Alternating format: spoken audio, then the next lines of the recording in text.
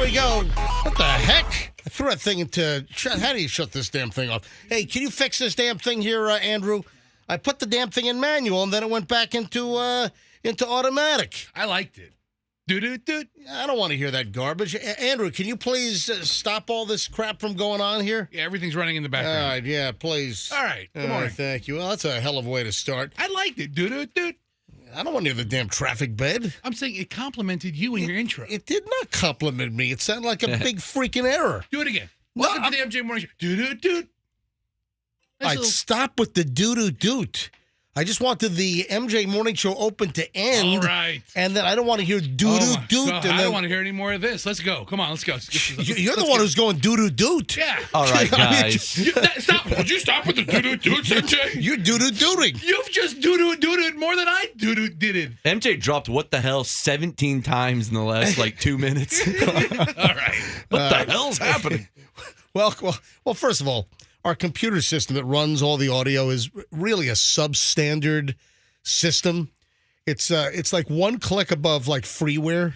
It's like podcasters. Podcasters with no sponsors have better systems than this. Yeah, it's called Wide Orbit, and it widely sucks is what it does.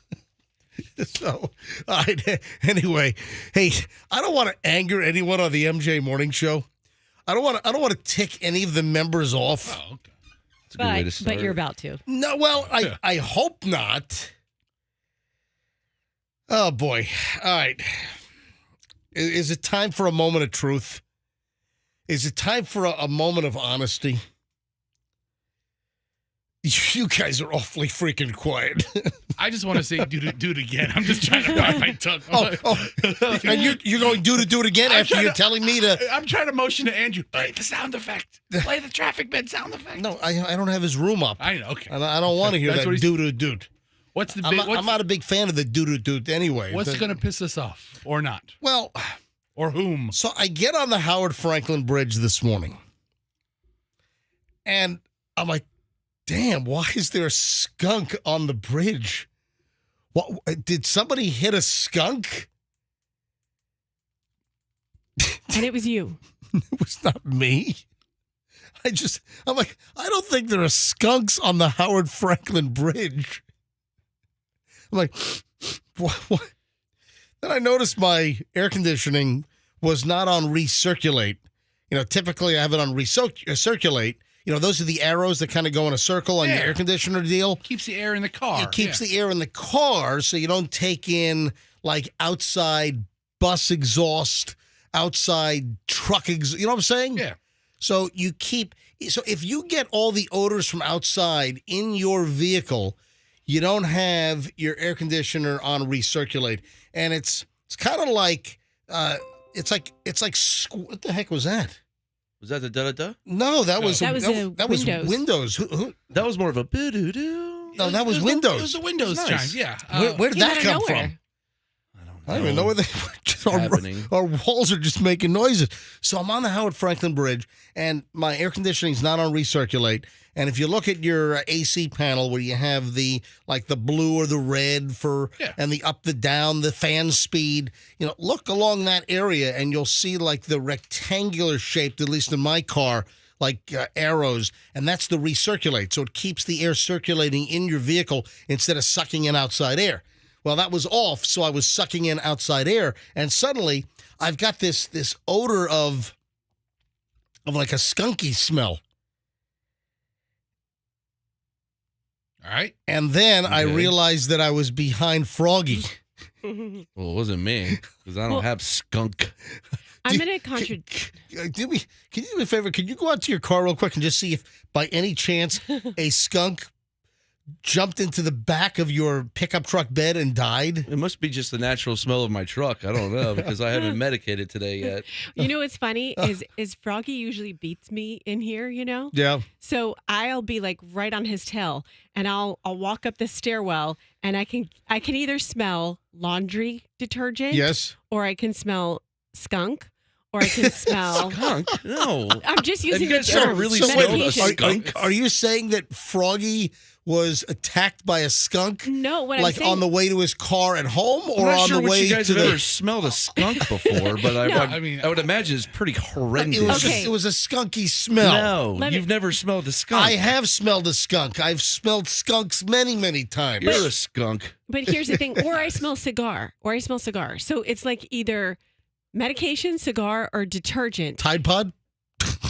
And Yeah. this morning, I was like, I don't smell any medication and I Right. don't smell any cigars. Like, I didn't smell either of those. So I think Well, he's telling the truth. Let me tell you right now, somebody was medicating heavy with, I would assume, a cracked window while I was on the Howard Franklin Bridge. And I just noticed that Froggy's pickup truck was right in front of me because I didn't notice you. I come on the Kennedy exit, and then Froggy, you're coming from like the veterans area. Everybody's and, driving like hell today. and Yeah. sometimes we merge. There were a lot of fast drivers. Fast drivers, I also saw law enforcement, and it's just packed. Why is it packed in May? Why are the roads so congested? I didn't see any law enforcement. I saw no law enforcement this morning, but this morning I had 3 cars, and I was not in the left lane. I was not in the second lane. I was like either in the third lane or the fourth lane, meaning all the way over to the right. So I was in those 2 lanes this morning, and I just had a rash on top of the skunk smell, which it might have.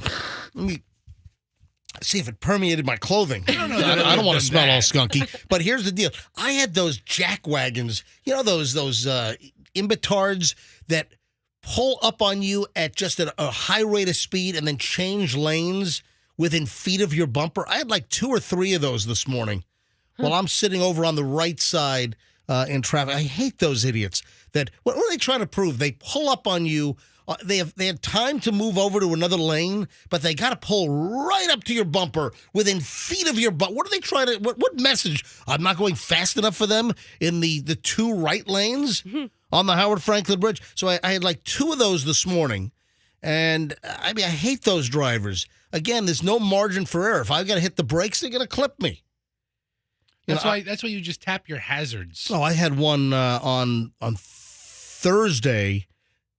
On Thursday after the show, going to my workout, I'm sitting at Kennedy and West Shore. So I'm going eastbound on Kennedy, and I'm heading toward the shopping center where La Segunda is and the Metro Diner, because that's where I do my X-Force workout.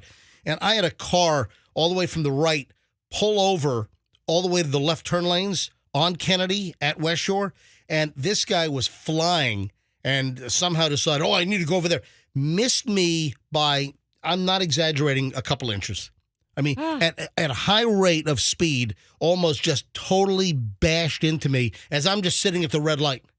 I'm like, what the? And then I pull next to him, and I'm honking the horn, and I'm like, what are you doing? And then they give me this look like, are you a crazy person? I mean, they almost bashed into me, I'd say at like 35, 40 miles an hour. It's just coming up to a traffic light, that's a pretty high rate of speed. You know where else you have to be careful with that is if there's an accident and everybody's driving by to slow down, you have to give yourself so much space because people won't be slowing down. Yeah. And they'll just ram into you. Anyway, I've had some fun times on the roads of Tampa Bay lately. All right, just getting rolling here on the MJ Morning Show. Hey, Fester, here's your damn doo-doo-doot. There you go. I love it. All right, Pat's out, Kathy's in. We're back in a minute. Was Pat fired, or is he just taking the day off? I think I hope he's taking a day off. He's off today. All right, MJ Morning Show back in a minute. Slow traffic is.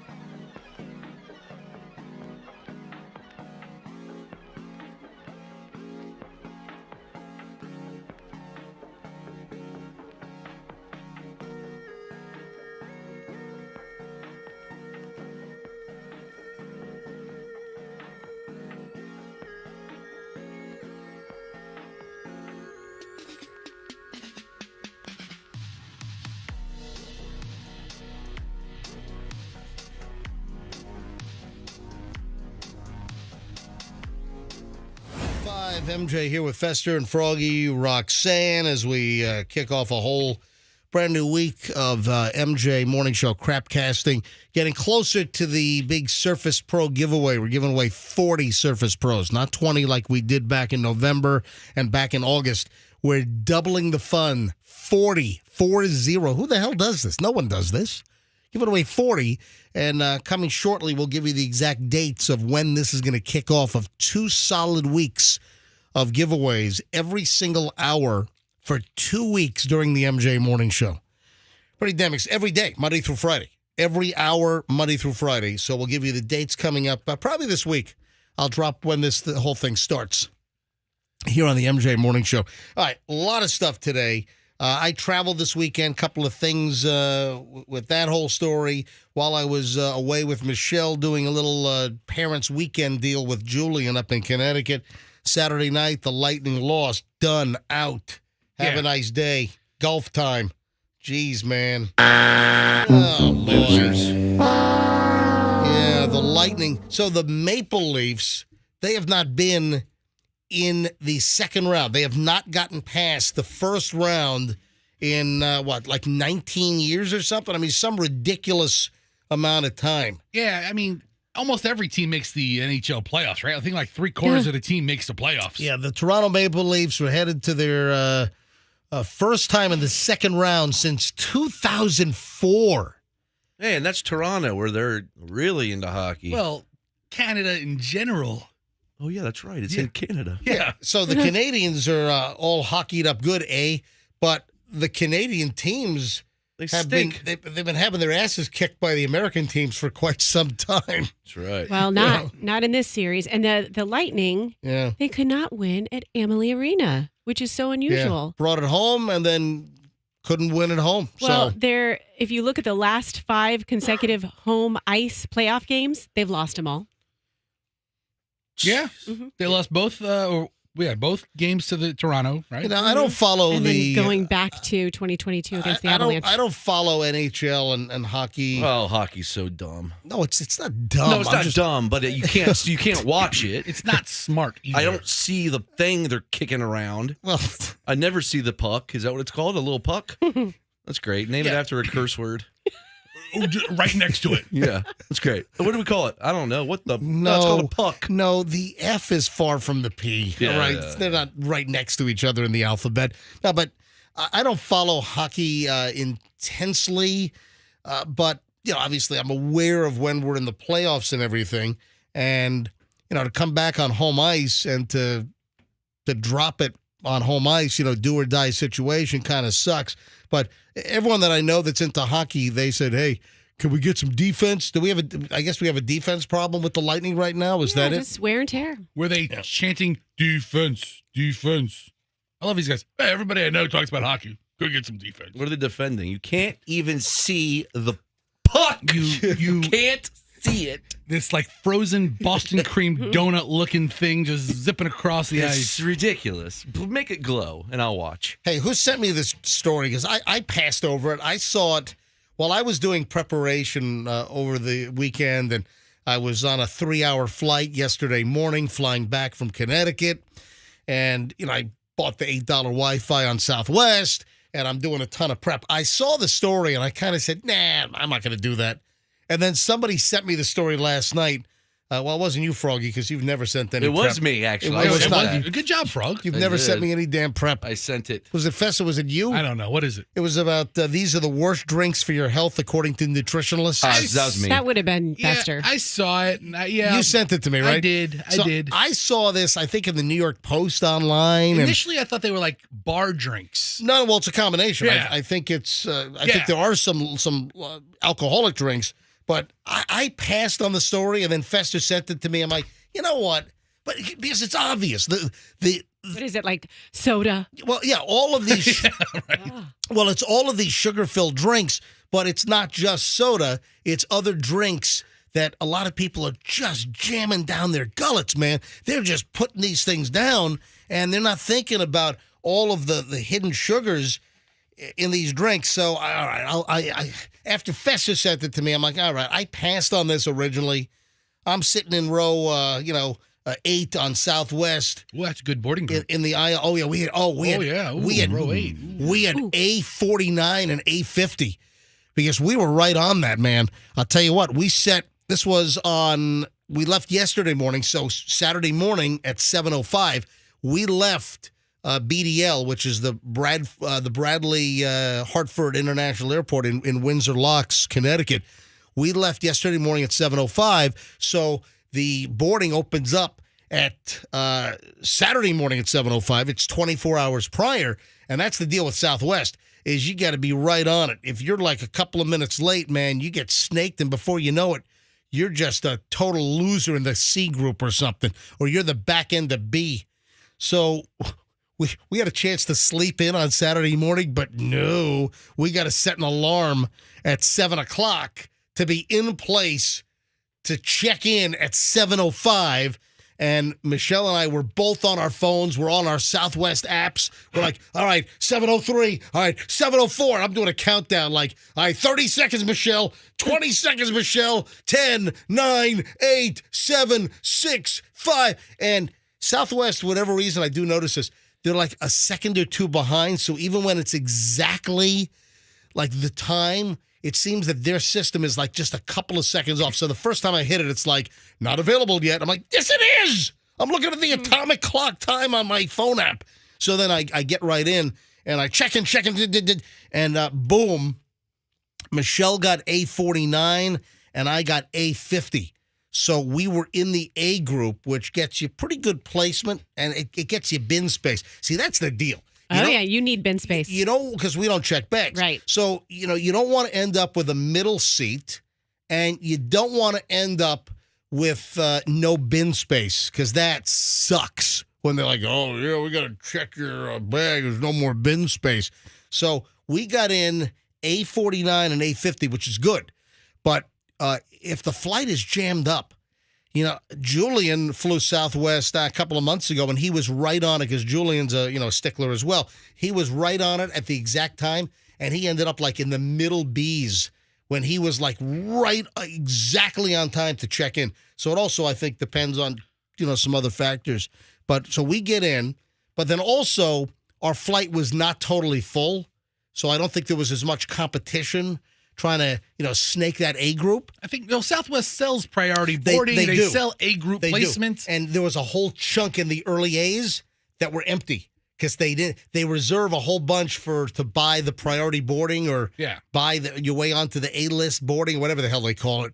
And there was a whole chunk. There were some people up at like number 1 through 6, but then there was a whole chunk empty from like 10 through like maybe 25 or 28. So there's a whole big chunk on the other side of that lineup on Southwest that was empty. So I'm like, all right, this is getting better. So, and we kind of figured that because they do reserve a whole bunch of those to sell them. They used to charge you like $15. It used to be, you know what? Maybe I'll do this. But now Southwest wants $50 a person. It would have been $100 for Michelle and me to upgrade to the priority, like they call it 1 through 15 boarding. Is what it was. But there was more than, because there were like 5 or 6 people that were like the top, like 1 through 5 or 1 through 6. And then there was much more than like 7 through 15 that were empty. So a whole chunk on the A side. So that also assisted in us getting a good placement on the airplane. Nice. But it used to be cheap. It used to be, you know what? Maybe I'll do it. Now, $50 a person, that's not worth it. No, thanks. Exactly. But I think there are people that obviously, or if you're an A-lister, if you travel enough and you make like one year, Michelle was on Southwest a lot, like 3-4 years ago. And Michelle was on the A-list on Southwest. And she had like 1 through 15 boarding or 1 through, she got on very early for a whole year. And then she hasn't traveled as much. So she lost that sucker. That thing got yanked away from her. Just like she was A-list Jack, man. They just yanked it right out. But she had it for about a year. Oh man, I didn't get to my my bad drink story. Yeah, well, you didn't get to bad drinks. And are we going to talk a little bit more about your trip at some point today? Because I have a question about something that happened on your trip. Sure. Okay. I'd be happy to talk about my trip a little later. We're jammed today. It's a busy Monday. I've got a lot of stuff. And then, of course, on Friday, we were not here but I did record that special updated segment for the Jerry show. Springer. I record at home on Thursday night. I recorded Jerry Springer, a Go Lightning deal, and then also the shooting that we were like in the middle of on Dale Mabry, right in front of Walters Crossing. Oh yeah. I forgot. I haven't seen you since Yeah. that Yeah, happened. there's been a lot that's happened in the few Yeah. days we haven't seen each other. Sovereign citizen out there. Channel 8 on Friday, they call me and I did a Zoom interview in Connecticut. And there's a pretty funny story about that as well, which we got to get into later on. All right, so here's the deal. I've got a whole pile of early morons in the news we got to get to next, but I want to do the worst drinks for your health and nutrition first. So we'll do that first up next, then we'll get into the early morons in the news, and we're back in minutes. Don't move, folks, here on the MJ Morning Show on Q105. My good...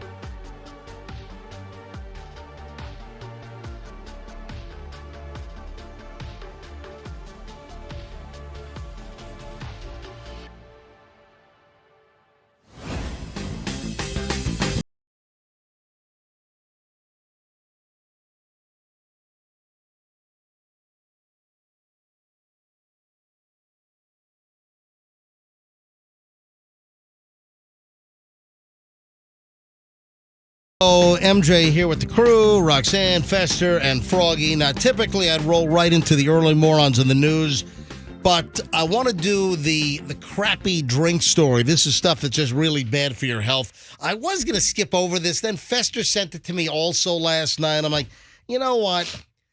If we can maybe break through to like 2 or 3 people and they're guzzling these damn drinks thinking, oh, there's no harm here. Oh, it's an energy drink. It's got to be good for me. So I figured, you know what? We'll go through the list. All right, so the first couple of them, admittedly, I thought were pretty obvious. But then it starts getting into it. I'm like, okay, all right, I see this. Yeah, so again, I was going to pass over on this because I saw it while I was doing prep, and then Fester saw it, obviously sent it to me. I'm like, all right, fine, I'll humor you. So these are the worst drinks for your nutrition and your health.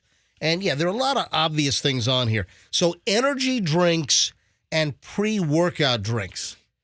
These are not good for you. All right, listen, the whole energy drink sector, that thing, we're talking about billions and billions of dollars. If you want to enjoy an energy drink now and then, I don't think there's anything wrong with that. But if you're some of these people that are drinking 5, 6 of these a day, what the hell's the matter with you? I mean, I've known people that were chugging rock stars like it was just, water out of a cooler at the office. And those are big too. I mean, listen, it's any of those drinks like They're all Rockstar and huge. Monster energy drinks. exactly. I mean, the sugar, the caffeine. I mean, those things will jack you up. Bang. Is there one called Bang energy drink? Bang your head against the desk. You know what's good for you? Water. Yeah, Clean exactly. Water. Clean water. Yeah, I mean, And that's all I really drink. I drink water. Don't drink it out of the toilet. I drink dirty water. Thank you. Yeah, but I drink pond water. I drink puddle water Thank you, right Roxanne. out of the street. Thank we have Roxanne. You know what's good for you? Yeah. Water. Yeah. Keep it simple. Right, Seriously. but if you want to shake like a whirlpool on spin cycle, you give me a couple of Monsters and a pack of smokes, and now we're talking.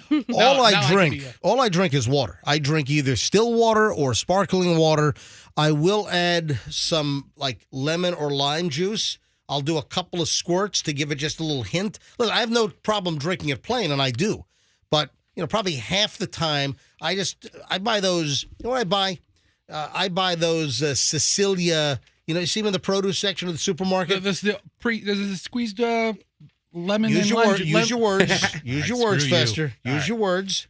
I forgot. Yeah, it's the lime or the lemon in the plastic green and yellow container. They sell them in the produce section, and I like those. So I'll put a couple of squirts in there. It's like 0 calories, adds a little hint of flavor. They have that brand called Hint. I add my own hint for a lot less. So that's what I do. But I don't drink a lot of juices. I drink no soft drinks. We've talked about this in the past.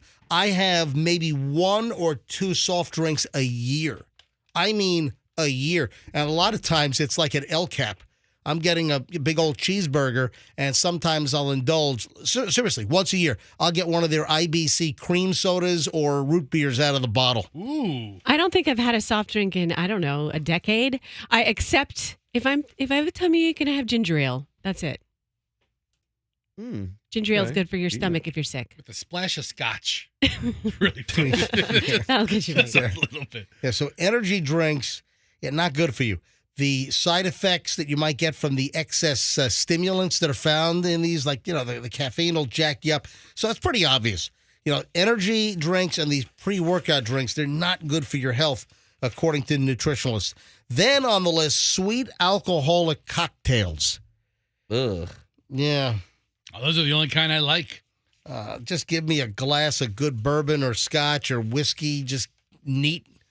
I don't even want ice in that thing. Just give it to me neat. Give me a fuzzy navel. I'll take that. Yes. Yeah, they're probably talking about things like margaritas. When you Google the number of calories on those, it's like insane. It's like your caloric intake for the day in one big giant margarita. One of the nutritionalists that's commenting in the story said the combination of alcohol and the fructose syrup, sometimes found in these cocktails, not good for your liver. Of course, all your liquids are processed, through your liver. This compromises the liver's ability to filter out toxins and hampers its conversion of fructose to glucose. So sweet alcoholic cocktails. Then, of course, on the list, it's just obvious. Traditional sodas. Soda's bad for your health due to all the added sugar. Again, listen to this. Listen to this quote. This is the nutritionalist. I recommend instead opting for seltzer or sparkling water, adding a squeeze of lime, lemon, or orange juice for flavor. Did you write this? Oh, I could have. I've been doing that since I was born, essentially. It's MJ's article. I did not You write found this. it, Fester. Then- You fell for it. We're getting all these clicks. I got MJ's clickbait. Next on the list, iced tea.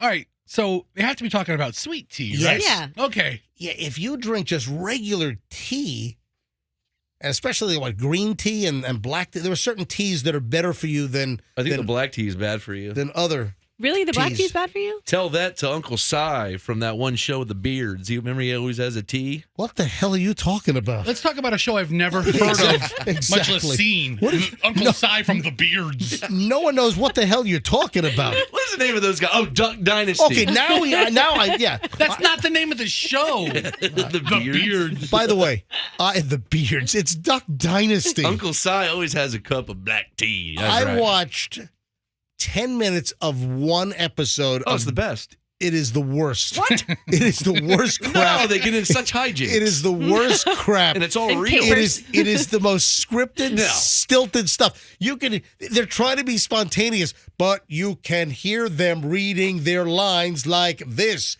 It is the worst crap. That's just how they talk. No, it's not. They're from Louisiana. That might be how no, they talk. No, it was so scripted and stilted. You can tell just before the camera rolled, the director said, "Okay, say this." Happy, happy, happy. It was awful. That Duck Dynasty is So some real? of the. It is not. It's, It's some the of the realest out there. That's some of the worst television crap I've ever seen in my life. Anyway, so iced tea. Yeah. For sweetened iced tea, and especially, the commercially prepared iced teas, the iced teas that come in the glass bottles or whatever. Like the Arizona iced teas and stuff like that. Oh, man, those things are you might as well just take a 5-pound bag of sugar and just use minimal water and dissolve the sugar in the water and just put those back. But like Michelle loves sweet tea. Now, she doesn't make it at the house, but if we go to like a barbecue joint or something, You have to get the sweet she tea. gets the sweet tea. And like, I'll take a sip and it's like, oh my God, I feel like I've been waterboarded with a bag of Domino sugar. Yeah. I No, I'm hate serious. iced tea. But, I've been getting into just regular tea, regular brewed tea, unsweetened, and then put a squeeze of lemon in that. And you get a cold glass of that. To me, that's pretty damn refreshing, I'm telling you. I didn't send you this story. Obviously, this was Fester, but I did send you a green tea story Ooh. When the hell did you send that? I last night. sent you an iced tea story. Apparently, he just re-signed with that All right, show. Let me just run through the rest of this list because it's pretty obvious. So, drink sweetened with agave nectar. Agave, that's one of the components in the tequila, right? Yes. Right. All right. Also, juice cocktails, blended juices, just a ton of extra sugars. And Who drinks juice just straight out of the bottle? Like, I never drink juice if it's just a cup of orange juice. I'll mix water into it. Let me point something out. What they're talking about here with juice cocktails, it's like maybe you buy like a cranberry juice and it says cranberry juice cocktail, and it's like 6% cranberry juice, and then the rest of it is just sugar water. Yeah. They They have a carton of Minute Maid in the refrigerator. It's like 5% juice. Yeah, exactly. Always look at the side of these juices. And it's right above the nutrition thing typically. What percentage real juice? But even real juice, like a glass of like 8 ounces of orange juice, I think has more sugar and calories than a glass of Coke, actually. How about juicy juice? My about favorite Tang? drink. Juicy juice. You can't say it without seeming happy. All right. Juicy juice. Then artificially sweetened drinks. Obviously, drinks made with like stevia or monk fruit sweetened drinks. Oh, I love monk fruit juice. It's a sweetener. It's not a juice. Now, hang on a minute. Stevia or monk fruit sweetened drinks are great sugar alternatives that are also gut friendly. So that is an alternative to some of the artificially sweetened drinks. And then frappuccinos. Oh, frappuccinos and then frozen lattes are just tons of added sugar, and those are not good for you. I mean, there's just tons of obvious crap on here. So there you go. The drink segment here took up the morons in the news, so I will get to the morons in the news next. Just going to push it off a little bit. I need a sweet alcoholic drink right now. Wow, that was great. So since I said I was going to do that at 6:20, I didn't get around to it. I pushed it to 6:40, and boom, there we go. All right, so when we get back, I'll get into the morons in the news, and there's some good stuff. Oh, including School Fools. I got another edition of School Fools coming up. It's a really cool name. We really need some effects for that. Yeah, coming up on the MJ Morning Show. That's next. Stand by. Hey, if you need a plan.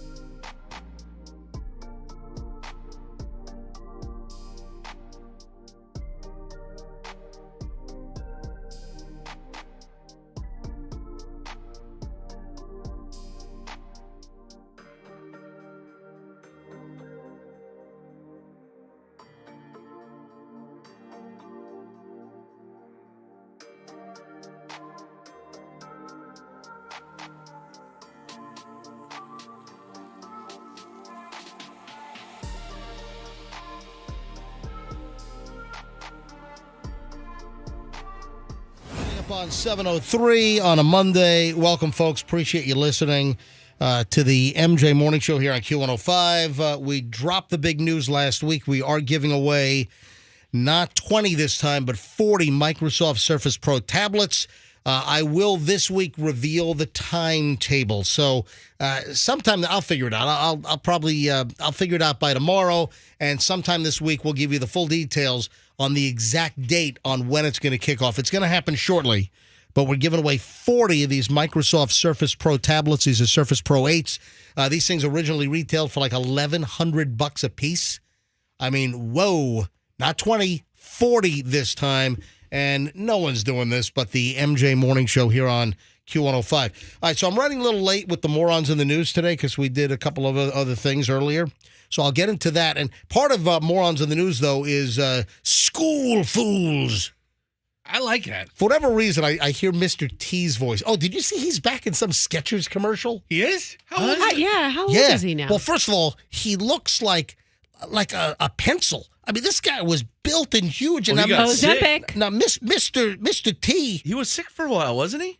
Doesn't he have MS or something? I don't think I've seen Mr. T in a very healthy state in a very long time. Okay, he's 70. Yeah, I looked that up because I saw him. I told you. I saw him like last week in a Skechers commercial, and I'm like, whoa, Mr. T. And his head and his face looks pretty much the same, but his body, he's like a Pez dispenser now. Oh, all those years of steroids. Look at him. Look how small he is. Yeah, I'll rewind it here. I'm officially 70. Hey, roll it. Go ahead and hit it. Go ahead. Did you know there's no T in Skechers? Never has been, never will be. What you talking about, fool? Mr. T's always in Skechers. T and D's Skechers. T and D's Skechers. T and D's Skechers. T and this pair of Skechers. There's even the T and D's Skechers. Skechers? Not quite the A-Team van there, but close. I'm just saying good people for often 70. misspell Skechers and Oh, no, he looks good for 70. The mohawk's way high now. I don't think that's real. I think that's I think that's glued on. I don't looks think kind of ridiculous. I mean, I could see glue in the corner, a little tape. But he is so thin and skinny now. He doesn't look like, that big built Mr. T. Anyway, how the hell did I get here? Oh, because when I hear... Because you pity the fool. When I hear school fools, don't be a school fool, I hear Mr. T's voice. All right, a couple of school fools here locally. Did you see the Sarasota Military Academy teacher arrested for making out with a 17-year-old student? Oh, my God. Yeah. Sarasota police have arrested a Sarasota Military Academy high school teacher.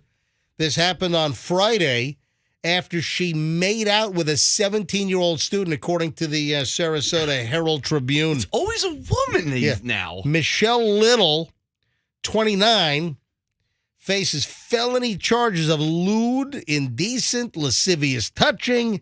Detectives began investigating her after school representatives informed them of rumors that were spreading about Little and the student. The high school administration was made aware of an alleged incident that happened between a staff member and a student that's being investigated by the Sarasota Police Department, according to a representative from the Sarasota Military Academy High School. We have come to learn that an arrest was made by the Sarasota Police Department, and any updates regarding this case will be released by the Sarasota Police Department. I think how this happens is, the teacher grooms the young man and probably has him trained where he's not going to say anything to authorities, but he can't help but tell his friends. And then the rumors circulate, and then they get the confession out of him. Yeah, because I see this, they want to brag. Yeah, the student said that Little made sexual comments to him several times for several weeks, according to the police report. He said it started with small things when she would flirt with him by looking him up and down and making flirting remarks. I might be a shovel because it's I'm digging a military you. academy. You have to check out the uniform, right? It has to be to spec. Yeah, but 29-year-old... What? You talked over my joke. Yeah, are you guys, is your headphones on? You talk right over Froggy. I said you might be a shovel because I dig you. Oh, that's awful. Talk over him again. Yell over him next time. Well, what else could she say to the kid? What does she look like? I want to see her. Well, come over, Roxanne has a picture of her mugshot, and I have not seen a picture of the mugshot yet. Can you bring it up? Because my story doesn't have it.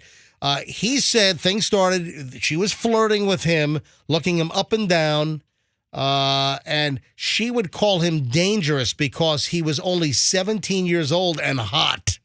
Okay. This is the 29-year-old teacher, Michelle. Oh, my goodness. You know what okay. she looks like? That one guy's girlfriend that looks like a rat. She looks like Dunice from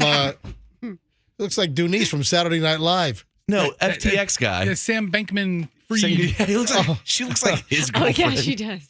She just needs glasses. She would look just like her. They made her take her glasses off for the mugshot. Oh, she's usually like an attractive teacher. That I wouldn't kiss her. MJ, did you see how long they made out for? Oh, yeah. And I'm Judy. Stop hitting on me. What's your name? And I'm Judy. I'm sorry. I didn't hear that. What was that? And I'm Judy. Thank you. All right, so the teacher's name is Michelle Little, Yeah. which is short for Michelle Little Hands. Like, Let me see those hands. like Denise. There's a whole bunch of little intricacies to the story. On April 17th, the student said that he made out with her in the classroom for 10 to 15 minutes. I mean, those big clocks are on the wall in every classroom. You know exactly how long you've made out for. Did you see the other details? Oh, That's what I saw, the 10 to 15 minute thing. Yeah. What? Tell me more. On April 25th, police officers were called to the school. Little was placed on administrative leave. A student was interviewed by Child Protection Center April 27th, and they took Little to the Sarasota County Jail. Yeah. Apparently, she would put a note on the door. Do you have this? Do you see that? I don't see the note on the door, but she closed the blinds. Closed the blinds. And then had him log onto a computer to make it seem like they. Apparently, a lot of the ruse was when she was making out with him in the classroom, she would say it was special tutoring time, and they'd put a note on the door like testing in progress or tutoring in progress. So to keep people from knocking on the door. Yeah. They're like make-out buddies. I mean, that's like closing the blinds. She was tutoring him all right. Can't you find somebody your own age to make out with, Michelle?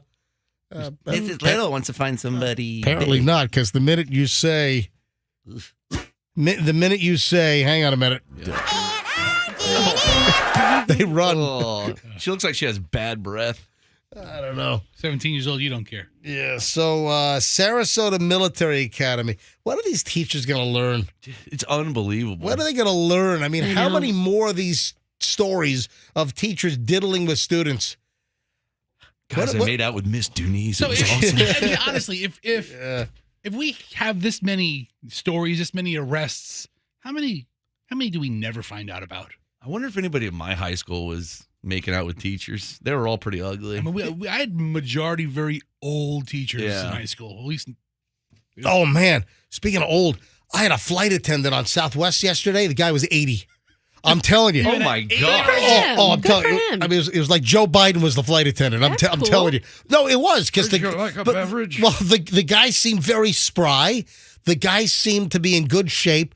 But I think it's the oldest flight attendant that I've seen in a very, very long time. You should have asked him, asked him his story. I wonder if he's been a flight attendant for a long time, or maybe it was Since a bucket list dream and he just started recently. He was a flight attendant for the Wright brothers. All right? Well, I knew Wilbur. I'll get into that later on. No, I thought it was great. I'm not complaining. That's cute. I thought it was, there we go. That's a good word. Cute. Yes. All right. And then one other story, another Florida story. That's Sarasota. This is out of Lake County. 2 students at a middle school arrested. They scrawled threats on a bathroom mirror in magic marker. Yeah, 13-year-old students arrested on Thursday at Tavares Middle School after the school resource deputy was notified about a threat in one of the girls' bathrooms. Yeah, the resource deputy said he quickly identified the 2 girls believed to be responsible, even found the magic markers in their backpacks that they used. Gotta ditch the evidence, guys. The 2 girls were placed under arrest and transported to the Lake County Detention Center. Yeah, have fun there at juvie, you little bitches. All right, so to disrupt a school like this, 13 years old, and there's a picture of the actual mirror in the school. They wrote school shooting Friday at 2:00. Everybody is dead. They've scrawled this in magic marker on the mirror in the bathroom. What kind of 13-year-old delinquents do you have to be to do that? What's wrong with you? What's wrong with you kids? It's horrifying. Unbelievable. So there we go. Morons in the news, but also school fools. That needs a music or something. It needs Yeah, something. yeah, There's it something does. missing. It does. It needs Mr. T voice is what it needs. So I I found pity the school fool. I found a YouTube clip that's of like Yeah. 3 minutes of good advice from Mr. T. Yeah. I'm gonna look through. I bet you he says school and fool. I'm gonna try to piece something together for See you. if you can find a school fool for Mr. T. Yeah. I think he did a more you know. Stay in school. Don't be a fool, kids. Yeah, because it was NBC. Yeah. The A-Team was on NBC, and I think they had the more you know back then, if I'm not mistaken. All right, 7:13, it's the MJ Morning Show here on Q105. I didn't get to the regular morons in the news pile, so I'm going to sprinkle those in during the course of the show because there's some great stuff. You know, we weren't here on Friday. We had a best of on Friday, but I did record a 10-minute update segment because we had a lot of stuff. So the shooting that Michelle and I were like virtually in the middle of on Dale Mabry on Thursday night, got to get into that. And something funny on Channel 8. They talked to me.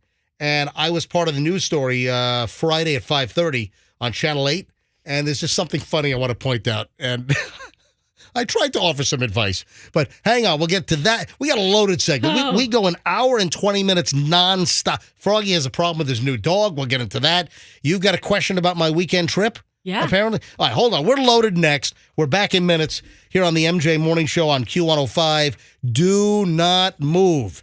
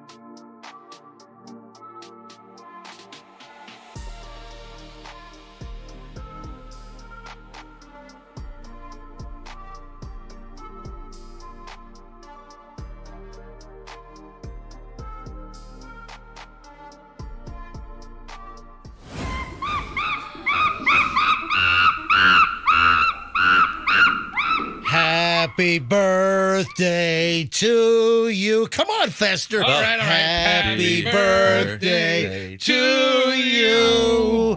Happy birthday, dear. Oh, Monkey Boy? Who? Dude, come on. Bubbles? Yes, Bubbles. Is Bubbles still alive? Bubbles' birthday. Bubbles is 40. 40 years old. Bubbles. Michael Jackson's chimp? is Bubbles just turned 40 and had a birthday and everything. 40? How long do they live? 107 on average. Serious? I mean, No, I have no idea. do they live as long as a human? I don't know. Yeah, Bubbles. By the way, you got the MJ Morning Show on Q105, MJ with Fester and Roxanne and Froggy. And yeah, I saw this over the weekend that Bubbles turned 40 years old.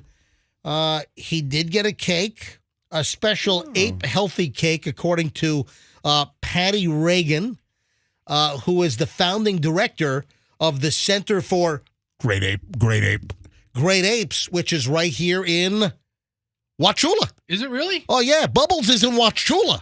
You know, Can we get him on the show? Remember, a long time ago, I said to contact them and see if we can visit Bubbles. Have him come here and whiz on the chair. You know, that'd be fantastic if they could bring Bubbles in. That's the most famous monkey, all It right? is. It's Bubbles. It's Michael Jackson's chimp Bubbles. And Coco, I guess, is pretty famous. All right. Does anyone know Patty Reagan? No. Well, I'm not asking you, Roxanne. I'm asking Roxanne, you. who knows everybody. No, nobody knows her, MJ. Yes. I was at meat market with Patty and Bubbles just last weekend. Yes. Bubbles loves me. Roxanne, Patty, and Paul Delgado all had the prime rib. Bubbles had the tomahawk steak. Yeah, Bubbles. Yeah. He's such an appetite. All right. Exactly. So somebody knows Patty Reagan. Hey, if anyone knows Patty Reagan, it's Ragan. Patty Reagan, the founding director of the Center for Great Apes, right here in the Tampa Bay area in Wauchula. If anyone, hey, Patty, are you listening? Patty, you listening to the MJ Morning Show right now? 800-990-1047. Or if anyone knows Patty, we got to talk to Patty. We got to have Bubbles in the studio. Come on. Get Bubbles in the car. Bring Bubbles on down. It's a must. Yeah. Bring Bubbles down in a Ken Ganley Kia. Yeah. Yeah, I'll see you in a Kia. Yeah. In a Ken Ganley Kia. Yeah, I'll call Ken. Yeah, new advertiser here on the show, by the way. Yeah. Call Ken. What they bought like Friendly Kia up in Holiday or Newport Richie or Friendly Kia in Newport Richie is now Ken Ganley Kia. And Ken Ganley, he's like the biggest car dealer in Ohio, right? He's one of the biggest in the Midwest. Gotcha. Yeah, And he's very much, he's friendly too. He's I mean, Ken's friendly. Just because he changed the name doesn't mean. And Ken has a pet monkey as well. Yeah. Probably does. I think he does. Anyway, the monkey has his own Kia. If the monkey drives around in a what a crazy promotion we could do at Ken Ganley Kia. How many monkeys can we put in a Kia Soul? We'll get Nancy Reagan on the line over here. Anyway, not Nancy. What's her name? Patty Reagan. We'll get Patty Reagan on the line. It's not spelled the same as Ronald Reagan. I'm sorry. Does anyone know Patty Reagan from the Center of Great Apes in Wauchula? Because that's where Bubbles lives. Bubbles is just a short drive away. This is Bubbles. Michael Jackson's Bubbles. Hee. We could get all the inside scoop about Michael. If anyone knows Patty Reagan or Patty, if you're listening, call us up. 800-990-1047. 800-990-1047. Did we once contact them? I thought we might have contacted them some years ago because I think Bubbles been there a long time. Bubbles runs the place by now. I know he's been there, I think, since before Michael Jackson's death. Anyway, happy birthday to Bubbles the chimp. Yeah. 40 years old. Let me see if there's anything else in the story here. So it was an ape-friendly cake. They frosted with mashed bananas, add a little bit of blue food coloring. Then they wrote his name in blueberries, according to Reagan. They had tubs of bubble bath. They had paper bubbles everywhere. What is that? What a paper bubble. Anyway, it's a whole story. By around 1989, Bubbles was too large and therefore unsuitable as a pet. So he was moved into the California ranch owned by trainer Bob Dunn. Jackson died in 2009 at 50. Bought the chimp as an infant in 1983 from a Texas research facility. Yeah, and he slept in a crib in his bedroom. Yeah. Bubbles now stands just under 5 feet tall and weighs about 185 pounds.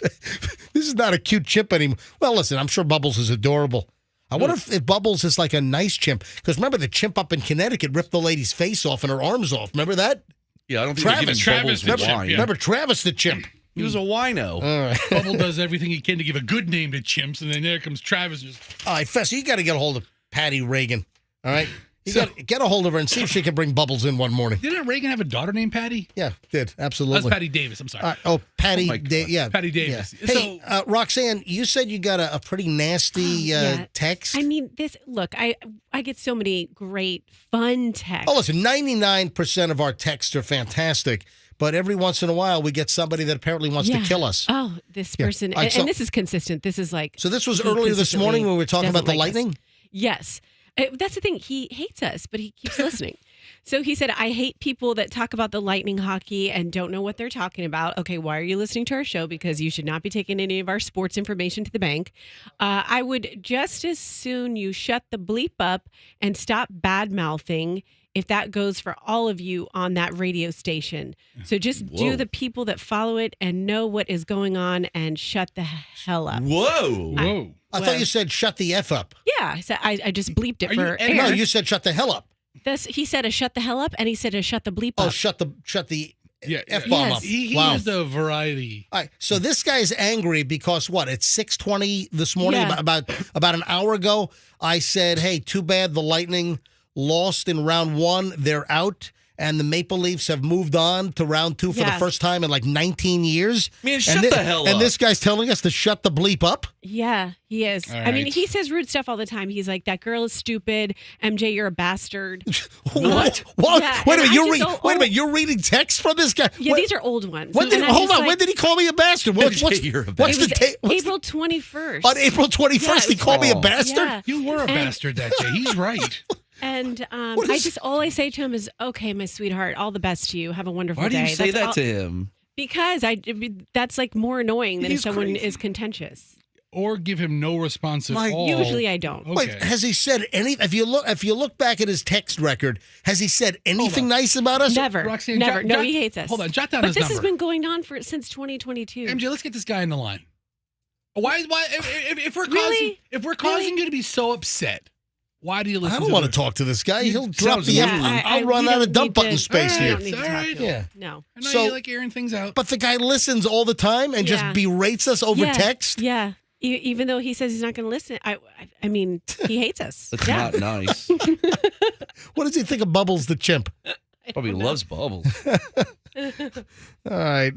You got the MJ Morning Show on Q105. Oh, we got to talk about another animal story involving Froggy. Yeah, Froggy's got a little issue. And then, Roxanne, you want to chastise me for something that happened on my airplane? Well, or- not chastise, but just have fun. All right. Hang on a minute. Maybe that guy can weigh in, the nasty texter. You tell him to shut the bleep up. Hey, I just got a text from Grady Judd, who is, of course, the sheriff of Polk County, and I wanted to get him on. He's available right now. Did you see that Grady Judd is putting out a warning for those TikTok morons that are doing the TikTok kick the door in challenge? All right, that's a home invasion challenge? Yeah, exactly. What is that? What could possibly go wrong? Don't kick my door. What the hell could? Hold on, let me dial up Grady Judd. Hang on a minute. Let me bring up the phone. All right, 1-863. All right, calling Grady Judd's cell phone. I think he's standing by for it. Said he's available. Yeah, listen, this could be in any county. This could be anywhere in the United States. Good morning. Good morning, Sheriff Judd. MJ Morning Show, Q105 calling. How are you this morning? I am perfect. How are you doing? We are fantastic. Yeah, let's talk for a second here about this TikTok kick the front door in challenge. What the hell's wrong with people? Well, it's just a crazy idea. You know, this is not something new. This is a TikTok challenge. It's been around a while, but we Yep. once again had someone try that. And, you know, just because you can doesn't mean you should. And my big fear is we're going to have some kid kicking doors thinking it's a TikTok challenge, and you're going to have some old man inside with a door with a gun that's scared and shoots through the door and kills some kids. So it's just a bad idea all the way around. Yeah, so what happened? There was a group of 7 people that were walking down in a neighborhood in Polk County?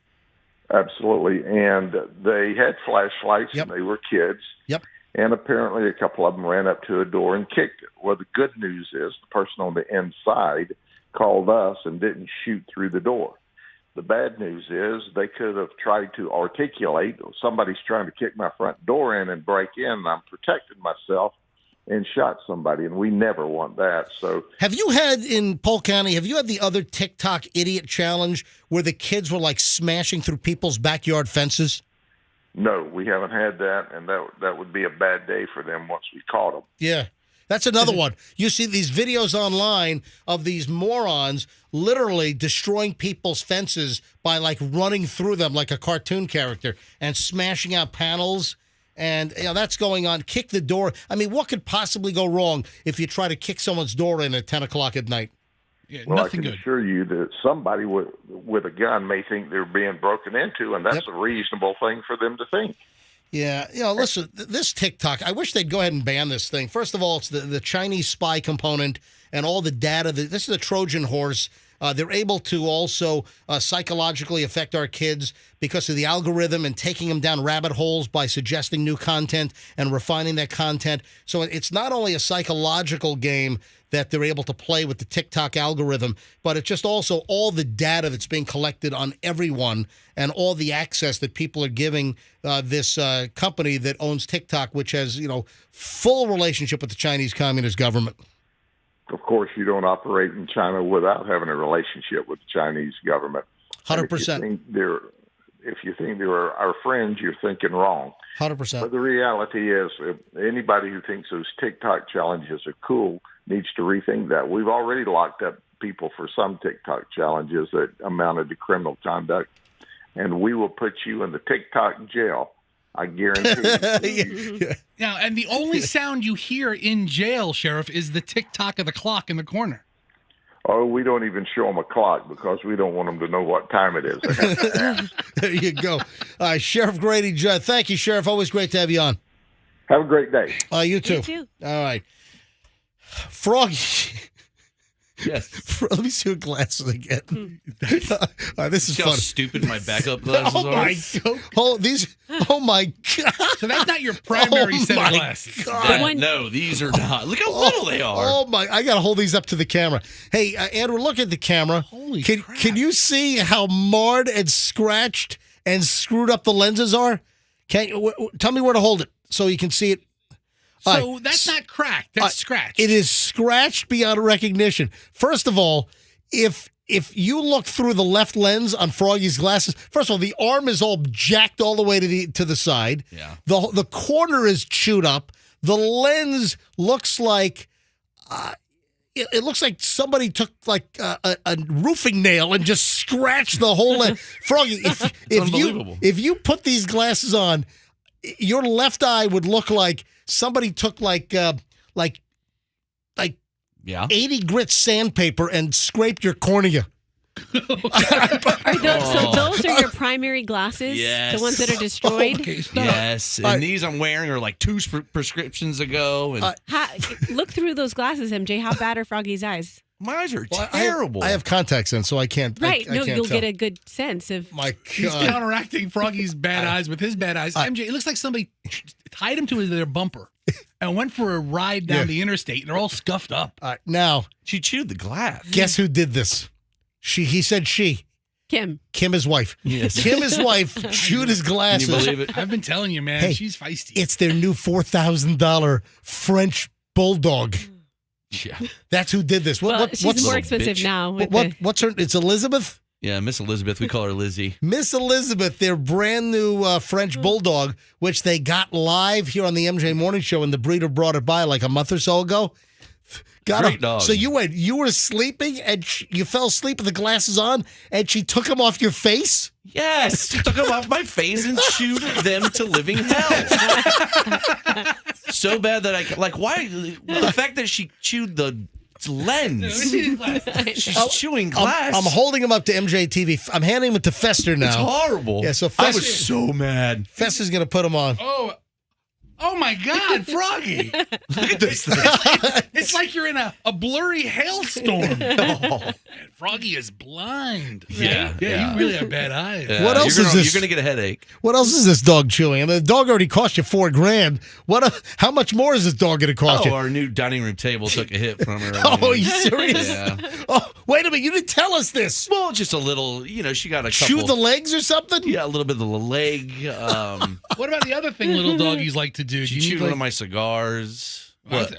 You go, need Zero Res to come by and clean those floors up. Did get any of your bud? She poops on the couch sometimes. Oh, really? Yeah. I'll get. That's disgusting. That's disgusting. You say it so passively. Oh, she poops on the Well, couch. hey, listen. Sometimes. Yeah, Zero Res does upholstery.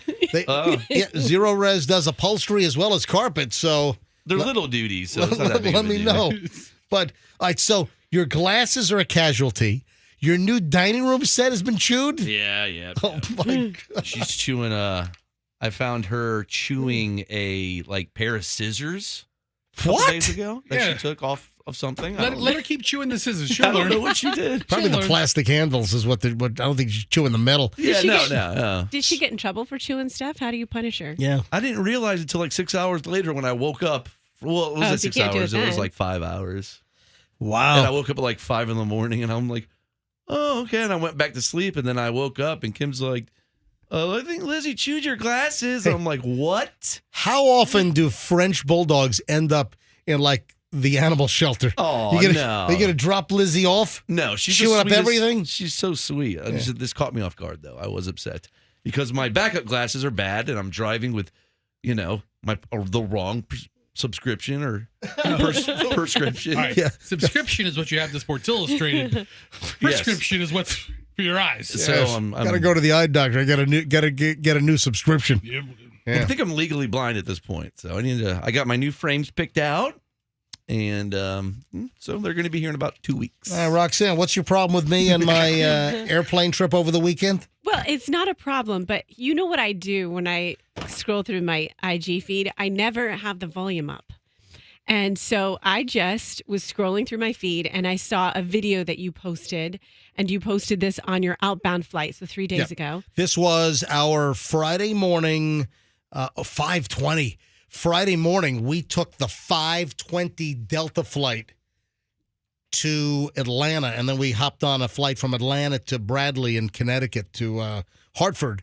And on my early flight on Delta from Atlanta, well, hold on, which flight was it? We were on Delta both ways. So I think Delta 2069, does that ring a bell? Oh no, that was my second flight. Okay. No, It does. It No, literally did. No, we had the exit row with the 2 seats only on the Boeing 757 going up. All right, Okay. so this was our second flight Yes. from Atlanta to Connecticut.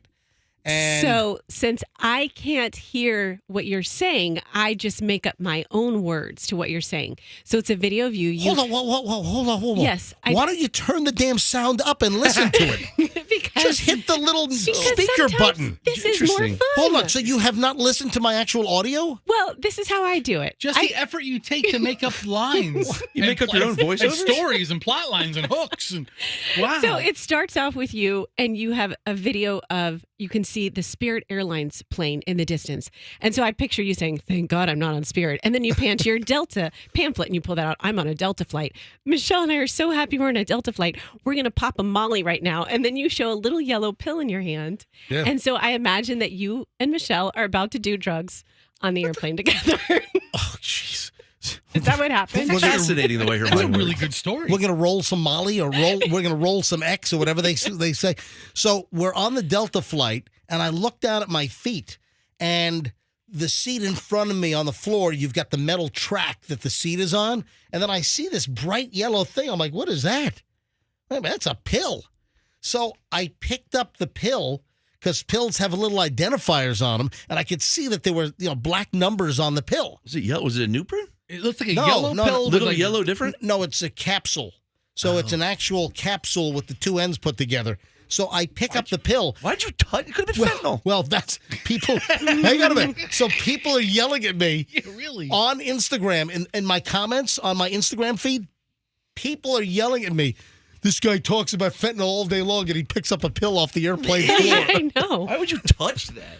Well, because hey, content comes first. All right. Okay. All right. So hang on. Let me bring this up and let me play the audio. Listen. We're here in Atlanta on a Boeing 737-900ER, and I look at my feet, and I find this pill. There's a pill right down there. So of course I picked up the pill.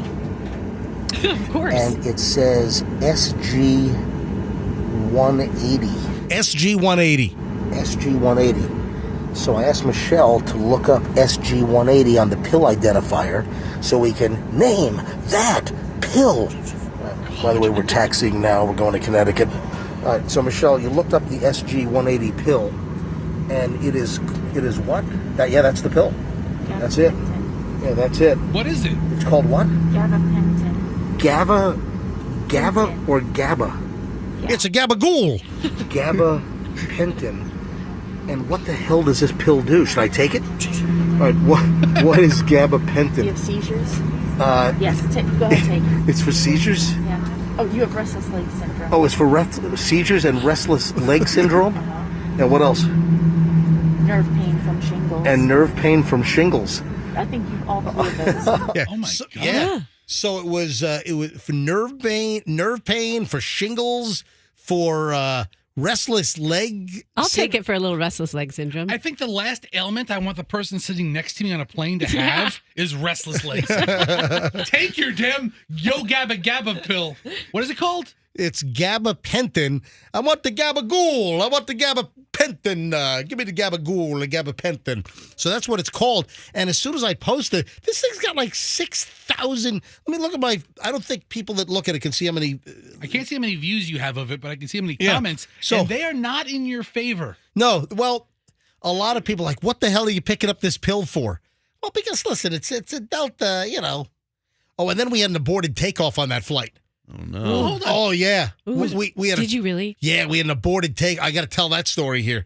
And then let me see how many. I've got a bunch of views on this damn thing. So me picking up the yellow pill, almost 7,000 views already on that video. Wow. A lot of information from the texters. Yeah. Don't take it. It's a strong medication for neuropathy. Yeah. It's also used for depression. It will knock you out. 300 milligrams. Because Whoa. Michelle, there's this pill identifier online. All you got to do is put in like the whatever the numbers and letters are on the pill, and it brings it up. It's like any pill that you find, you can identify what it is. So what was the first thing? The first thing was for seizures and restless leg syndrome. And then it goes on to pain from shingles. Restless wiener Yeah. syndrome. One of the comments you have, MJ, Yeah. is that they call it GABA, and it Yeah. says I take it for nerve Nerve pain. pain. I've had a back surgery, Yeah. a thoracotomy.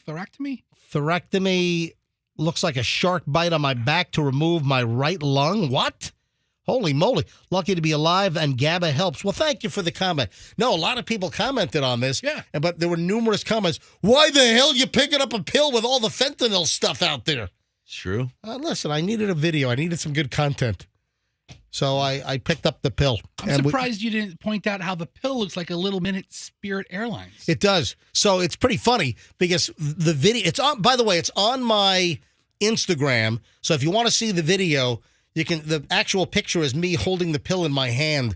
So my Instagram is Certified MJ Radio if you want to see this. That's apparently a really strong dose. You start with 100 milligrams. Really, 300 milligrams? Okay. So I wonder if someone's like, if their legs are going all twitchy because they didn't take their pill.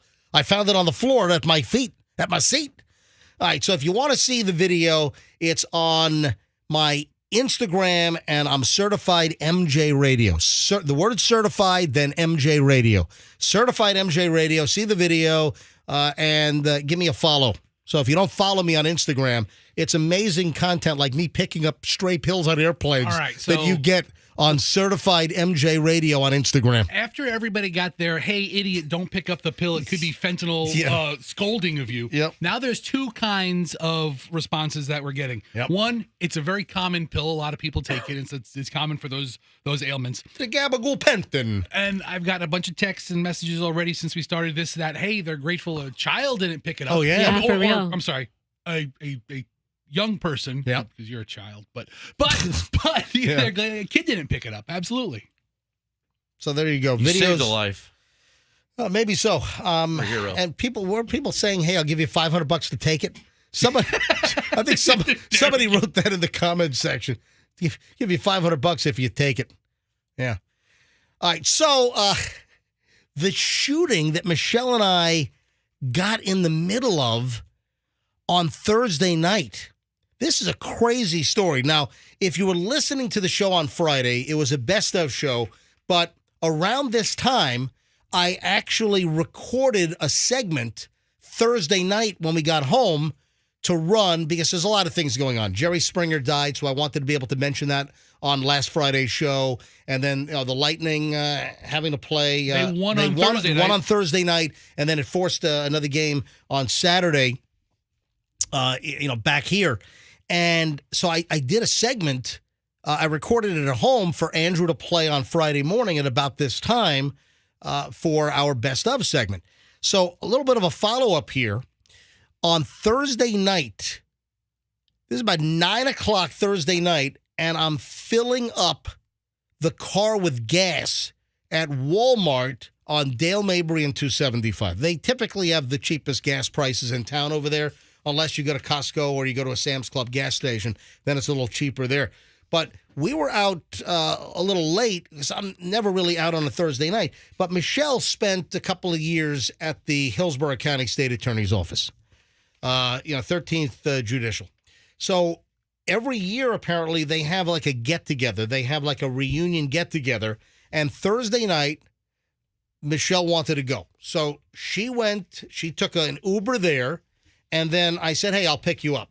So I went out to Ybor a little after 7 o'clock on Thursday night to go pick up Michelle. It was at Haya. It's a nice space, actually, right on 7th and 15th. It's you like mean Hotel Haya? Is that Hotel Haya? I love that place. Okay, they have a nice banquet room in there. Oh, it's right by Hotel Baya. Yeah.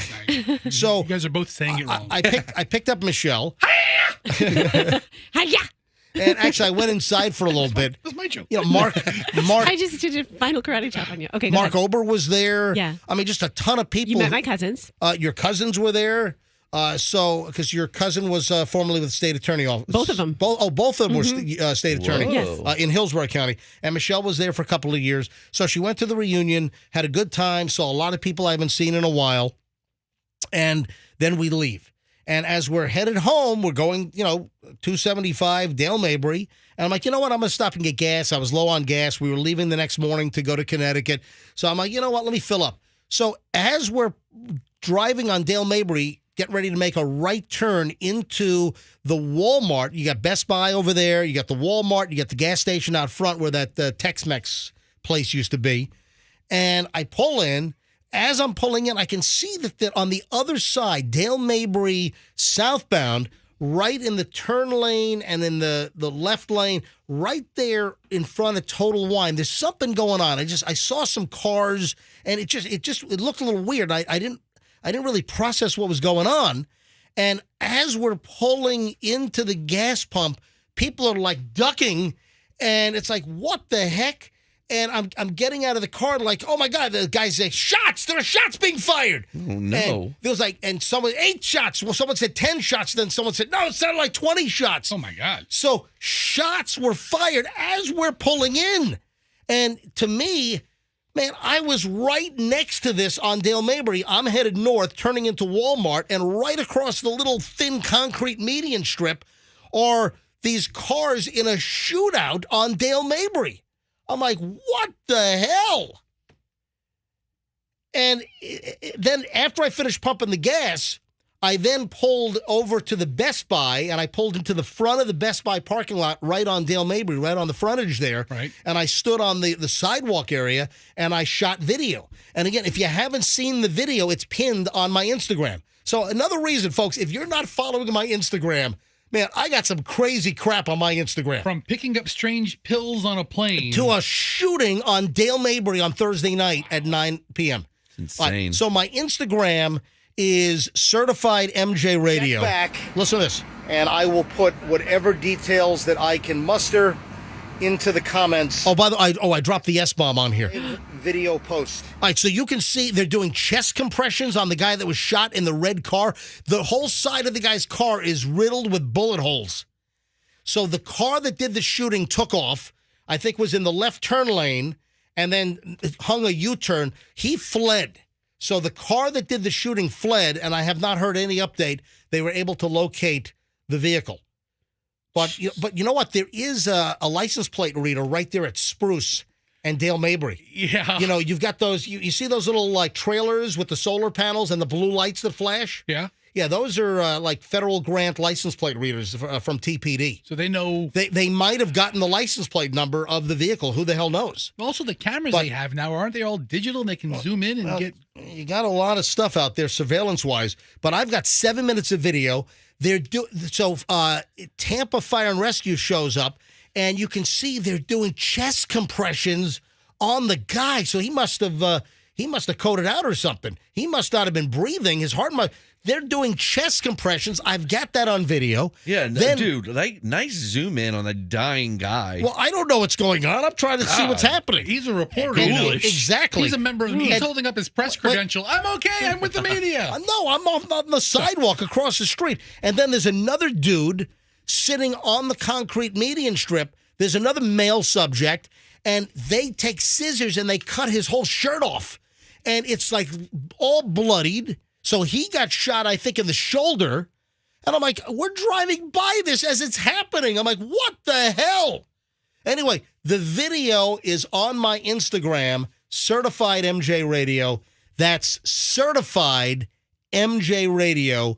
If you didn't see the video, take a look. It's the first item on my Instagram. I pinned that video. And then I think the pill one is like almost right next to it somewhere. So take a look at this. They're stringing out the crime scene tape. And then, like, a few minutes later, it starts, the squall came through with the heavy wind and the rain, and the crime scene tape is blowing all over the place. I rushed to the car so I didn't get wet.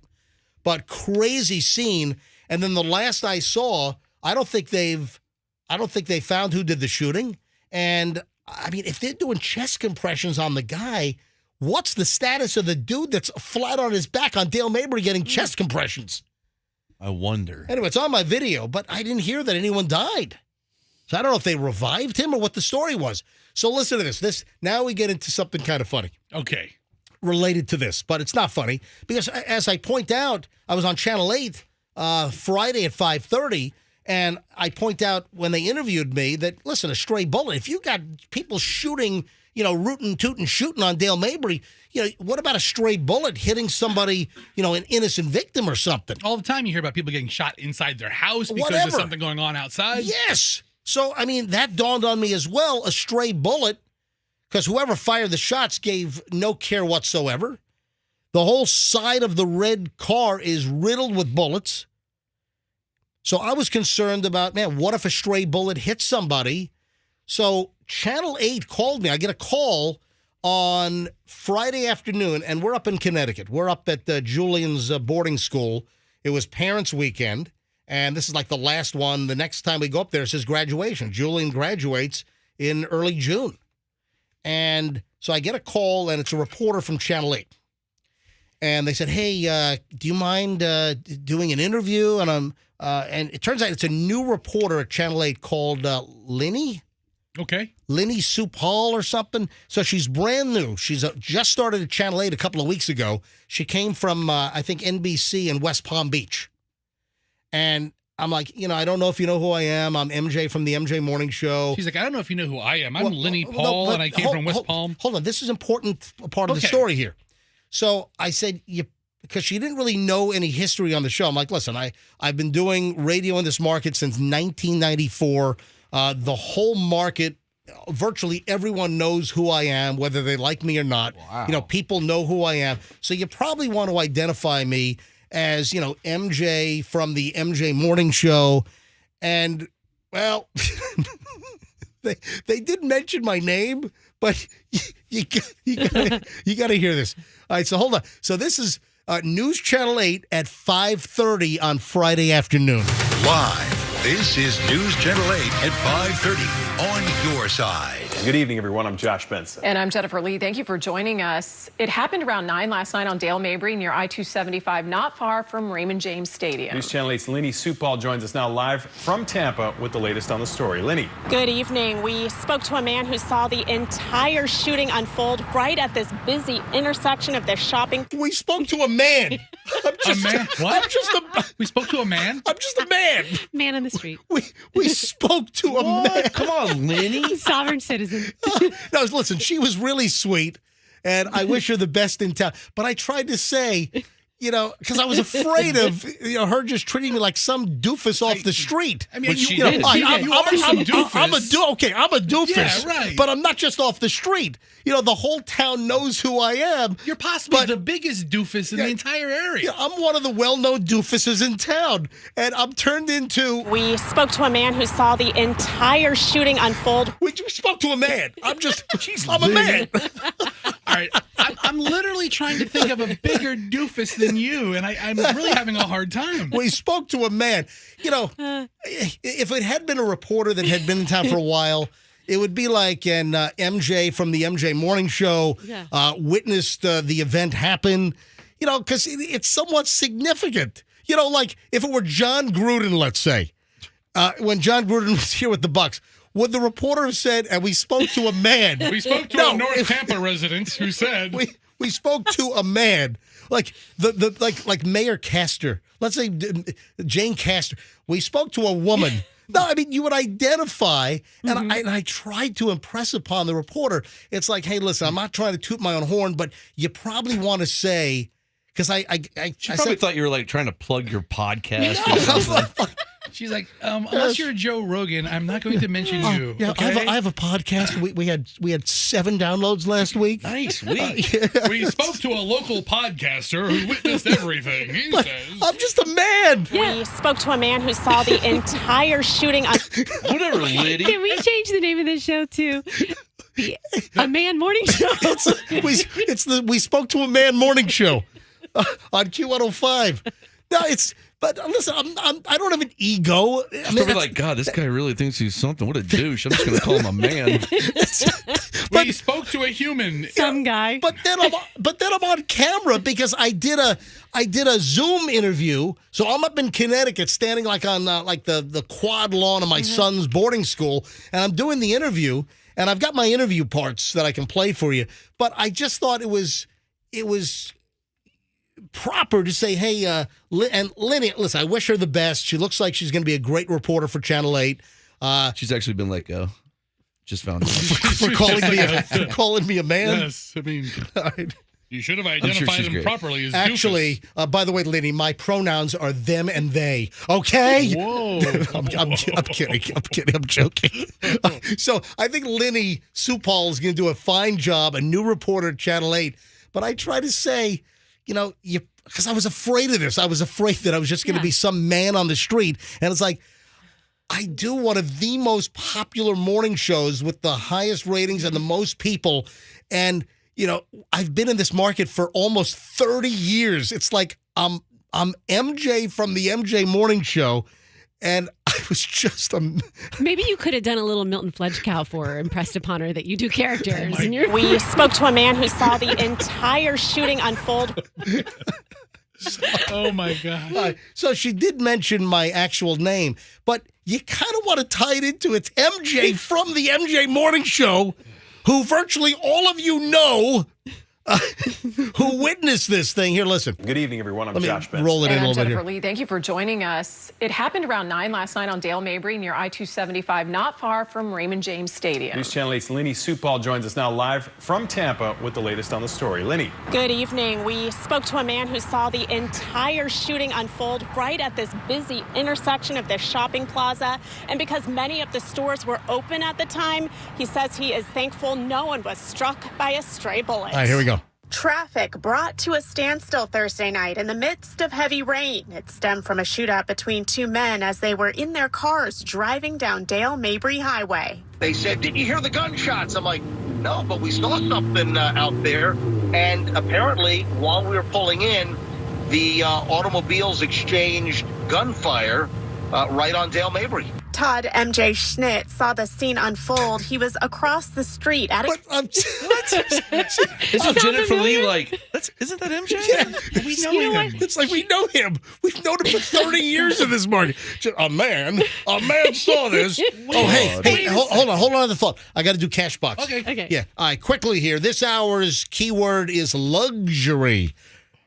This hour's keyword is a man. No, this hour's word is luxury, Luxury, texted nationwide to 45911 before quarter after for a shot at $1,000.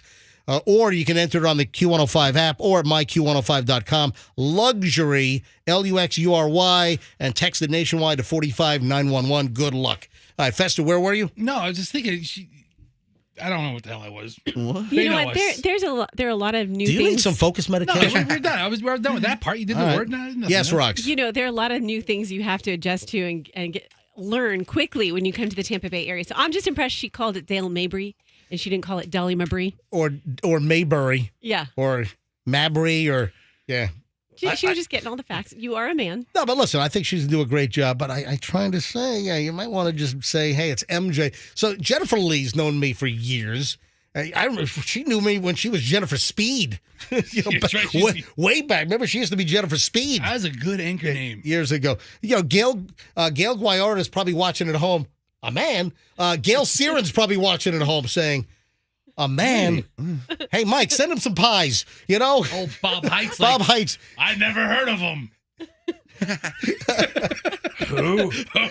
Bob knows me. Hopefully he's enjoying retirement.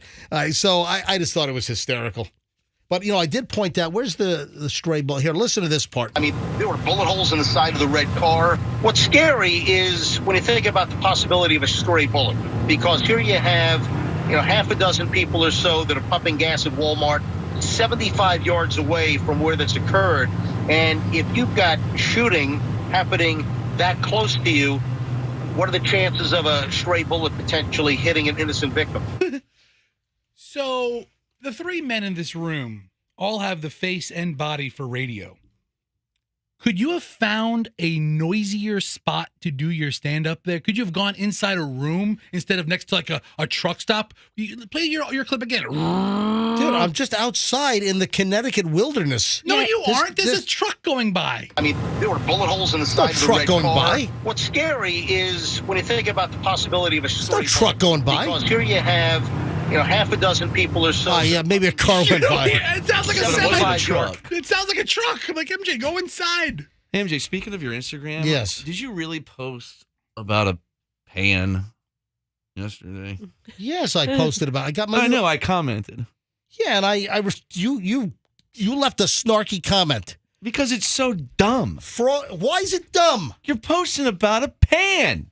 What are you doing? Nobody cares about your pan. Like a saute pan or like I don't know. Like he thinks it's frying some. He pan? thinks people care about his pan. He just gave this is the Model 8 Pro 1400.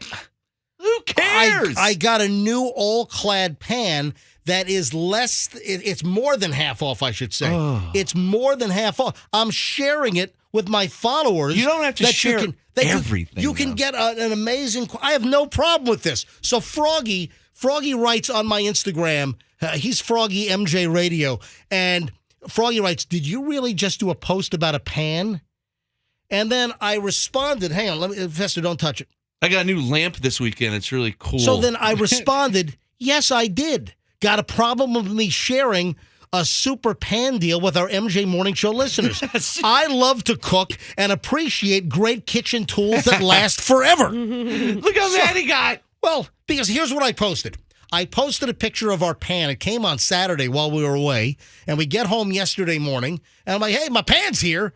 And I wrote, hot tip, my all-clad 6-quart D3 stainless, mother of all pans. That's what they call it. It's a huge pan. It's great. You can do like fried chicken in this thing. You can do a whole bunch of pork chops in this. What else? It's a huge surface, right? So I talk about my 6-quart D3 stainless mother of all pans arrived yesterday. This is a big pan with lid and impeccable craftsmanship. This piece is regularly $310, and it's on sale now for $149.99. And then I write, we really like this Made in America brand and have several dozen all-clad pieces, many from the mid-1990s. Folks, we are using, most of our all-clad is like mid to late 90s, and we use it every day, and it is incredible. What is it, made out of like Mandalorian armor It is or like something? Bonded stainless steel with like a It's bonded like wow 3 or 5 layers of stuff. Really cool. Some texters are saying cast iron is better than All-Clad. Well, it's a whole different thing. And then I wrote, I derive nothing from this recommendation, but make sure you use the promo code NUTMONKEY. Just kidding. I put that in the post. I ordered directly from their website. I'm just passing along. I love to cook. I love great cookware, and I was just passing along that I got a great deal on this pan that is on sale right now. It's usually $310, and it's on sale for $149 from All-Clad. My point is, yes, you don't have to post about every little thing you It's not every little thing. It's like you posted yourself making rice last week.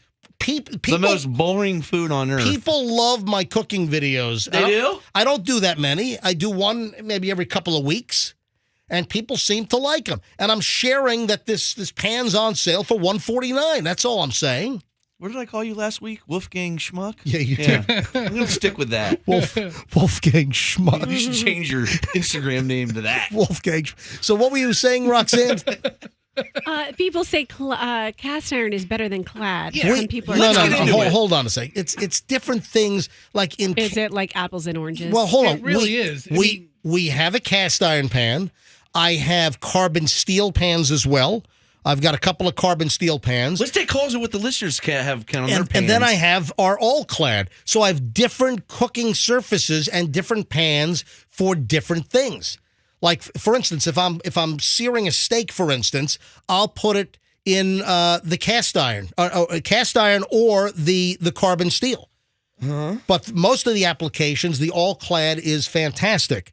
So we're getting calls on this now. Oh, I hope they all agree with how awesome pans Let are. me tell you about my Teflon pans that I have, and nothing sticks to them. Hold on, those leach poison. I love those forever chemicals. It gives my scrambled eggs there just you a go. little zing. Let me tell you about this pillow I got. Hey, who am I grabbing on the? Who is this? Jen. Hey, Jen, you're on the MJ Morning Show. Hi. We listen to you every morning. You're awesome. Thank you. Well, thank you. Oh, you. So I have an All-Clad pan story. Yes. Oh, okay, here we go. What? But All-Clad is made like in Cannonsburg, Pennsylvania. It's American made. Go ahead. So I got them for my wedding 20-some years ago. I think it was 21 or something. Anyway, they're the best pans ever, and you're right. And I had one pan that kind of bowed a little bit. And I showed my mother, and she took the pan and wrote them a letter and sent it to them 21 years later.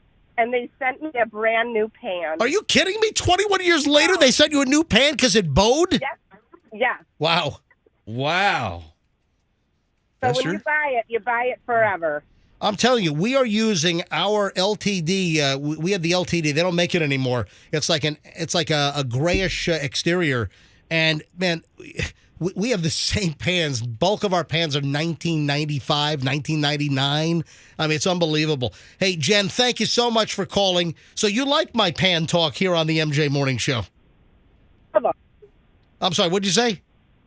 I didn't hear your question. I said you love my pan talk here on the MJ Morning Show. I do. It's what I'm doing. You know, I use them every day. It's morning pandemonium.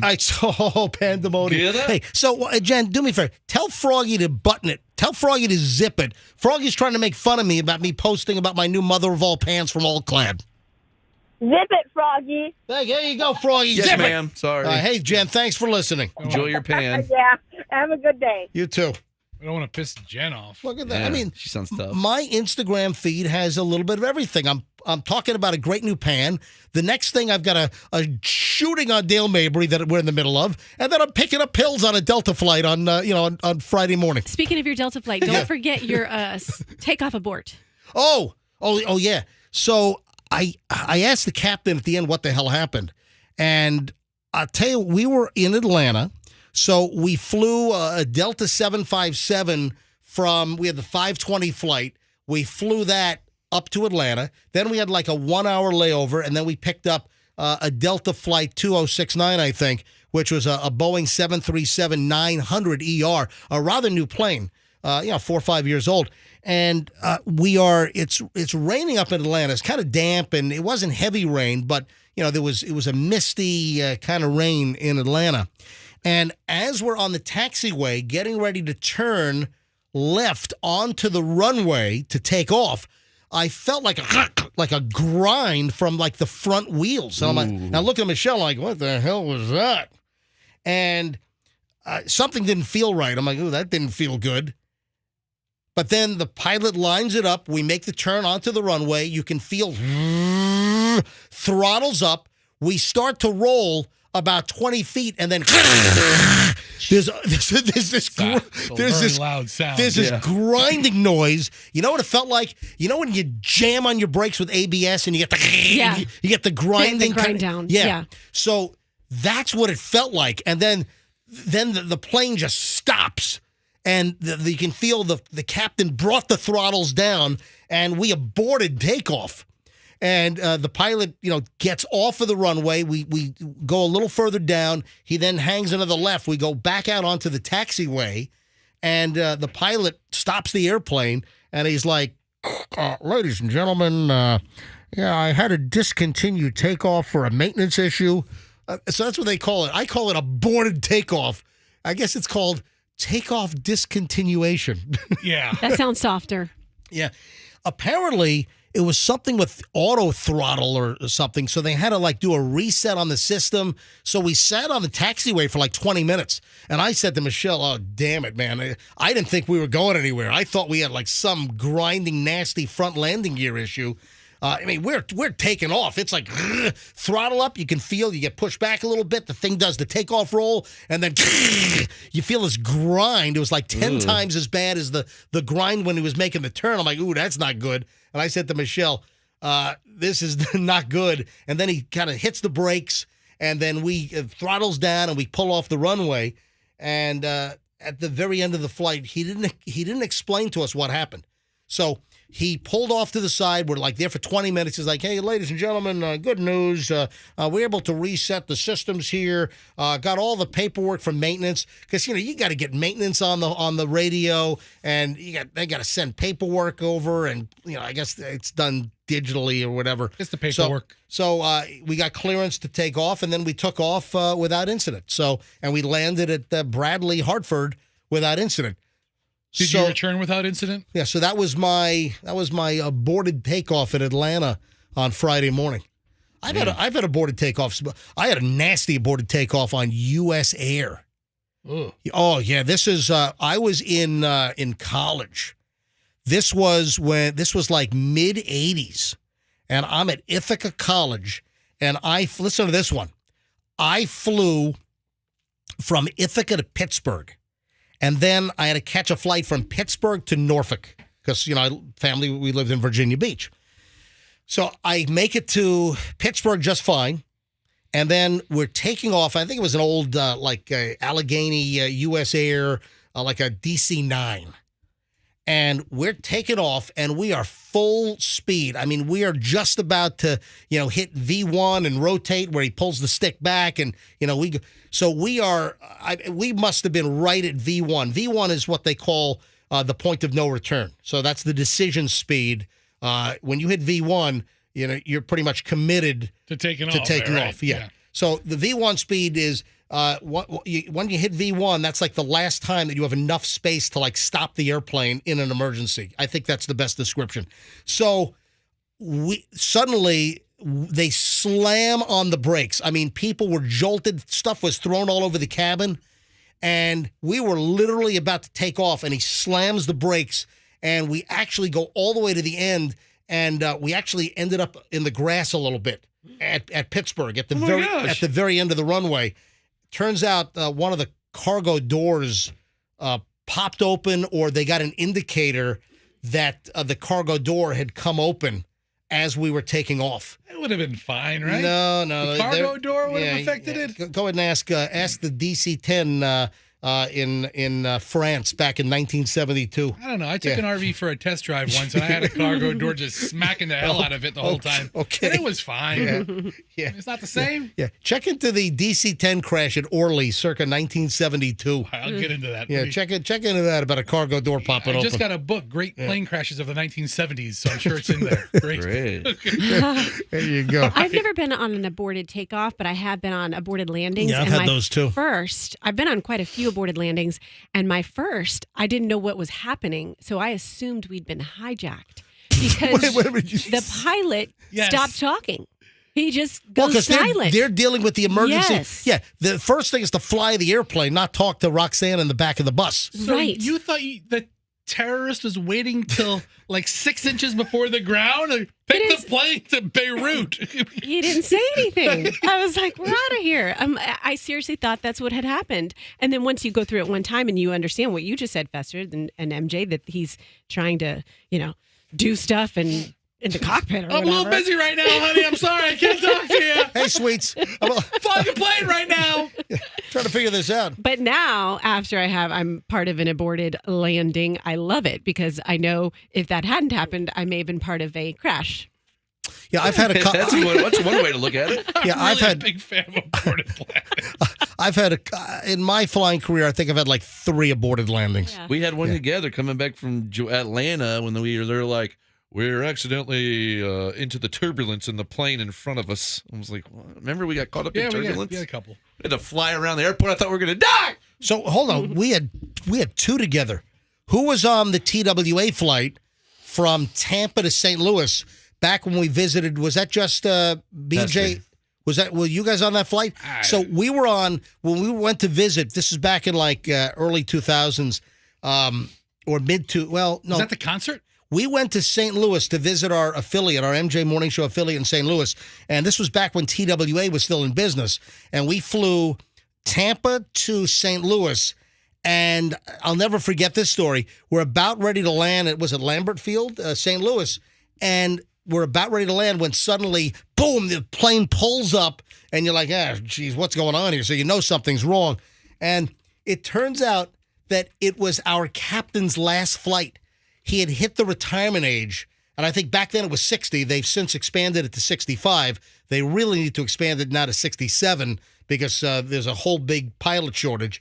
But the deal is, it was our captain's last flight. He was retiring, and I think they even had they have the trucks, the fire trucks set up for like the hoses. We went through like the hose once we finally landed.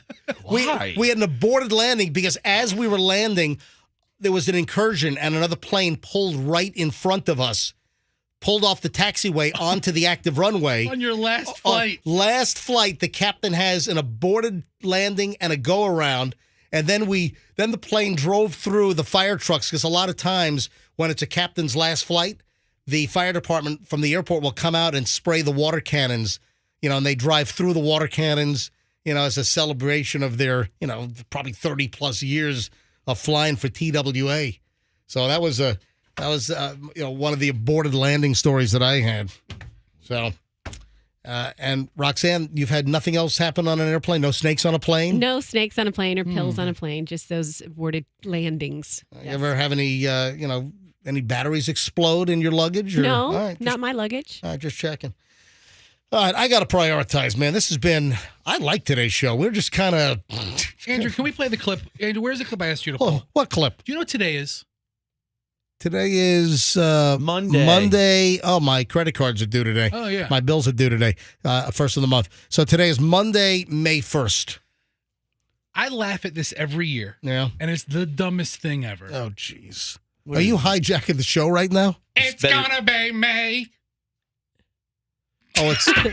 Justin I Timberlake. bet you're good. My Facebook feed is jammed with Justin Timberlake memes, and I laugh at every one of them every year. I'd say it's the only day I can do it. It makes me happy all the time. So it's gotta be my. So last night, Last night was the last day of April, and there was this poem.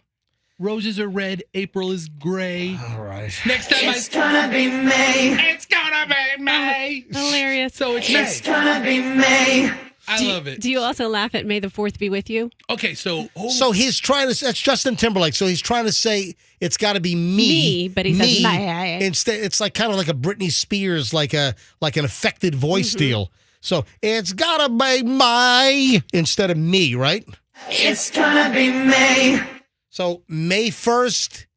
It's May. It's gotta be May. It's gonna be May 1st, 2023. There we go. Should have played it yesterday, but we weren't here, so today's the only day I could really play it. MJ, have you heard about Hold on. What, today's May 1st. Yesterday was April 30th. Well, he's saying it's going to be May. It's going to be May. It's gonna be. Yeah, I thought it said it's gotta be May. I mean, gonna. It's gonna be May. If they would have had a song named "It Is May," then we could play that today. It's gonna be May. So you're supposed to play that on April 30th. I would think so. It's gonna be May. It's gotta be May. I really miss the Backstreet That's Boys. like bye. That's like, Britney Spears and her affected voice. Bye, which is baby, but bye. Have you seen Wacky Jackie's artwork over the last couple of days? Yes.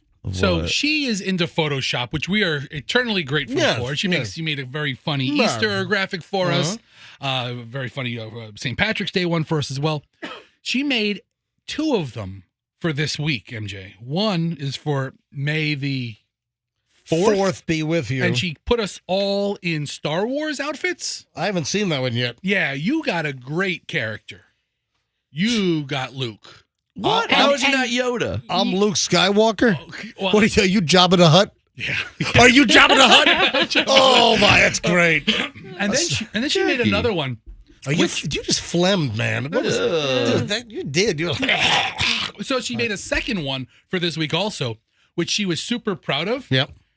But somebody in the office said that there were cultural misappropriations for Cinco de Mayo. I saw that one too. What are we wearing sombreros? Yes. Yeah, but it's What's wrong with that? I don't know. There's nothing wrong with that. No, it's an ode to the Three Amigos, right? So That's a movie. There's nothing wrong with that. I know, but why isn't she sending these to me? She sent them. I'm sorry. Why isn't she sending these to me? I don't know why. Send them to me. Send them to me. That's gotta be my. So she has 2 of them. I told her to come in today, and if they were both done. I know she got the Star Wars done. I wanted to show them both to you, but somebody walked by her desk and says, it looks like some cultural misappropriations are going on there. And there's you in a sombrero. Oh, gosh. Get out of here. Is she okay? El Gordo de Fester in a sombrero. Oh, get out of here. Right. So I want to show both of them to you. Hopefully we'll put them both up this week. Yeah, I'll put them up on my Instagram as soon as I see them. We'll put them up on Facebook, Instagram. So, yeah, absolutely. Hey, Jerry Springer, I mentioned this on Friday's show in the special segment I recorded on Thursday night and played, but Jerry Springer passed away at the age of 79, and Jerry was a longtime friend of the MJ Morning Show. He made multiple appearances on this show on the phone and in person over the years. We went and hung with him on set on his show in Chicago when we did Jenny Jones, because Jenny Jones did like best morning shows in America, and people voted. And we won some category, and we flew to Chicago. They flew us to Chicago to be on the Jenny Jones show, along with like 3 or 4 other morning shows. And Jerry taped right next door. WMAQ, Channel 5 in Chicago is where the studios were. And Jerry is like, MJ, BJ, what are you guys doing here? And he said, come on over. And we had time, and we sat with Jerry, like in the studio audience chairs with Jerry for like half an hour. Just, that's where the Chicago, that's where Steve, was it Wilco? Because he was security for Jerry. Right. And he gave me that get out of jail free Chicago police card. I still have that thing. So rest in peace, Jerry Springer. And just the update on that is they kept his pancreatic cancer a secret because they didn't want to be a burden. That's insane. Yeah. So listen, with pancreatic cancer, I've known people that have beaten it, and I know people that have not beaten it. And the deal is pancreatic cancer is tough to detect. A lot of times it's very far along. It's stage 4. It's spread before they even know it. And the prognosis for pancreatic cancer is not good. And the update is that Jerry had it. We found that out on Thursday afternoon. We found out that it was pancreatic cancer. But the update over the weekend, and this was from TMZ, The update was Jerry Springer and his family chose to keep his cancer battle hidden from the public so his health struggle wouldn't become a burden to many of those who cared so deeply about him, TMZ has learned. Gene Galvin, a rep for the Springer family, tells us Jerry was sick for months, running through a series of tests, but only recently found out how dire his pancreatic cancer diagnosis actually was. So rest in peace, Jerry Springer. You know, I saw him about a year ago at the night parade. Yeah. You know, I was the grand marshal of the night parade in 2022. Jerry was there just on the More TV float. He was just, there, and I saw Jerry there, and we had Jerry on the phone that year. Yeah, that's right. Yeah, remember he he called fixture in. this community. He Yeah. came to so many events, so Well, many because parades. he had a house in Sarasota. Yeah. Now, he died up in Chicago. He had a place in Chicago as well. He passed away there. But Jerry Springer, rest in peace. Just a genuinely nice guy. He was really just a good, decent guy. Who got it. And he did. He got himself. Well, he didn't take himself seriously. Right. No. He was so self-deprecating. He's like, man, whatever you do not end up on my show. Whatever you do not want to be on my show. The guy was great. Rest in peace, Jerry Springer. You know what? Someone told me that when they were doing a news report about him in Chicago, they said a man from Chicago died, and he wasn't even upset about it. He wasn't like, do you know who I am? Oh. Is that a throwback to when MJ was on TV and the reporter called him a man? A man on the street? That's like me witnessing the shooting on Dale Mabry on Thursday night with Michelle, and the Channel 8 reporter saying, We spoke to a man who saw the entire shooting. yeah, the man happens to be MJ from the MJ Morning Show on Q105. You're a man. If Jerry Springer would have witnessed the shooting, which he was just saying, a man from Chicago in the area.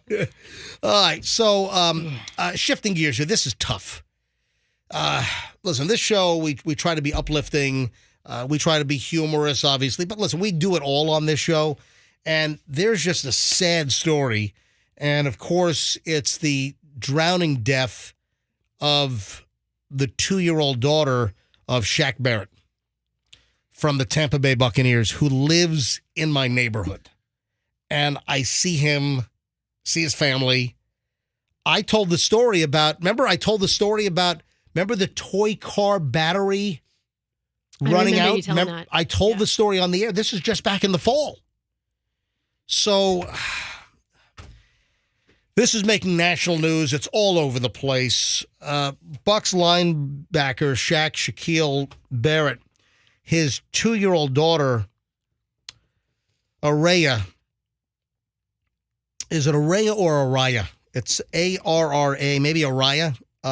She drowned in the family swimming pool yesterday morning. So 911 call came in just before 9:30 yesterday morning about a child that fell into a pool. They tried to administer,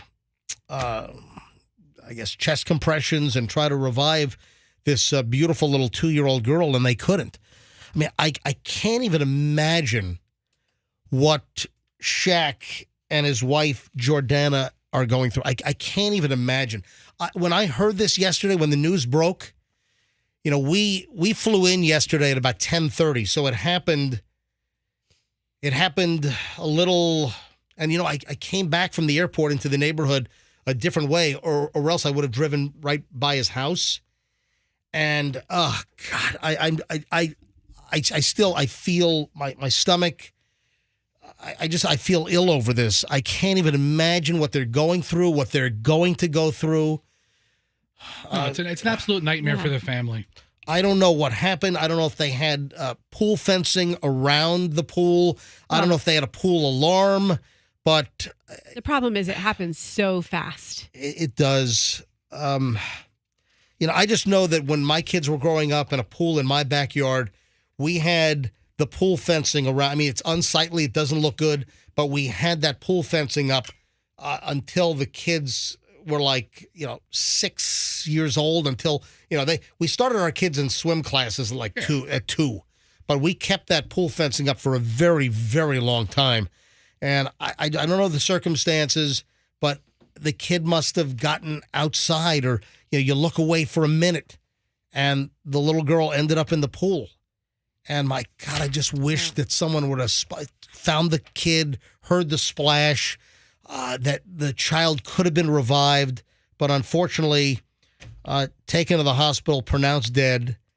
It appears to be just a terrible, terrible accident. Nothing but love and prayers for those parents. Yeah, Shaq Barrett, linebacker, Tampa Bay Buccaneers. I can't even imagine what the family is going through. I can't process it. No. And everybody's reaching out to Shaq, and the Buccaneers organization sent out a very nice message, but it's going to be a tough time for the family. The Buccaneers put out a message. Today's tragic news is heartbreaking for all members of the Buccaneers family. Our thoughts and prayers are with Shaq, Jordana, and the entire Barrett family during this unimaginably difficult time. While no words can provide true comfort at this time or at a time such as this, we offer our support and love as they begin to process this very profound loss of their beloved Araya. So Barrett and Jordana were high school sweethearts. They have 3 older children, Shaquille Jr., Braylon, Aaliyah. Araya was born 2 months after Barrett and the Bucs beat the Kansas City Chiefs in Super Bowl 55. Just signed a 4-year, $72 million contract with $34 million guaranteed. 5th season with the Bucs. You know what? He would give up all of that money for that kid to be back. Oh, my God. Ugh, I feel, again, I talked to him just a couple of months ago. So, Shaq Barrett, he was picking up, those little kids' cars with the battery, they're battery powered. It was little kids. The power cars. Little power car. And they must have gone for a ride in the neighborhood, and the car was off to the side on a little patch of grass next to the sidewalk. And I saw him pull up on my street. He lives a couple of streets away from me. And he pulled up he's on my street. And I said, I guess the battery, I had a conversation with him. And must have been out with his daughter. Back, it was like last fall. She must have been a year and a half then, because she just turned 2 just a couple of days ago, I think. So, I had just seen him recently. And, oh God, what a terrible, I'm sickened by the whole thing. Yeah. So my thoughts go out to the family. Just be careful. Pools and little kids, and make sure you have the barrier or the alarm. And I was always scared to death of that. Me too. Yeah. And Michelle just sent me a text that we kept up our pool barrier actually a lot longer than what I said. I thought we kept it up till 6 or 7. No, kept it up for longer than that, Michelle says. I was paranoid about teaching them to swim, and when they would go to people's houses with pools, but now they're like fishies. You want to hear something sick? What? You know the dude up in South Carolina that just went on trial? He killed his wife and son. Yeah. That Alex Murdaugh. Murdaugh. Oh, yeah. Murdaugh. Yeah. Murdaugh. Yeah, because people pronounce it 19 different ways, but I was trying to hear it in my head, because when he said his name on the stand, he said Alec. I don't know if he said Alex. I think he said like Alec. And then he said it's Murdaugh. So Murdaugh. That's how he pronounced it. But it looks like a Murdaugh. The way it's spelled and the way it guess sounds. what? You can't spell murder without this guy's last name. But let me tell you what's sick. I saw a story over the weekend that the guy is getting dozens of love letters in prison. God, I hate that. Oh, my God. These sicko groupie, like serial killer groupie fans, or these murderer, these sicko, psycho fans that are out there. What the hell? What woman is sending this Alex Murdaugh guy love letters in prison? Listen to this.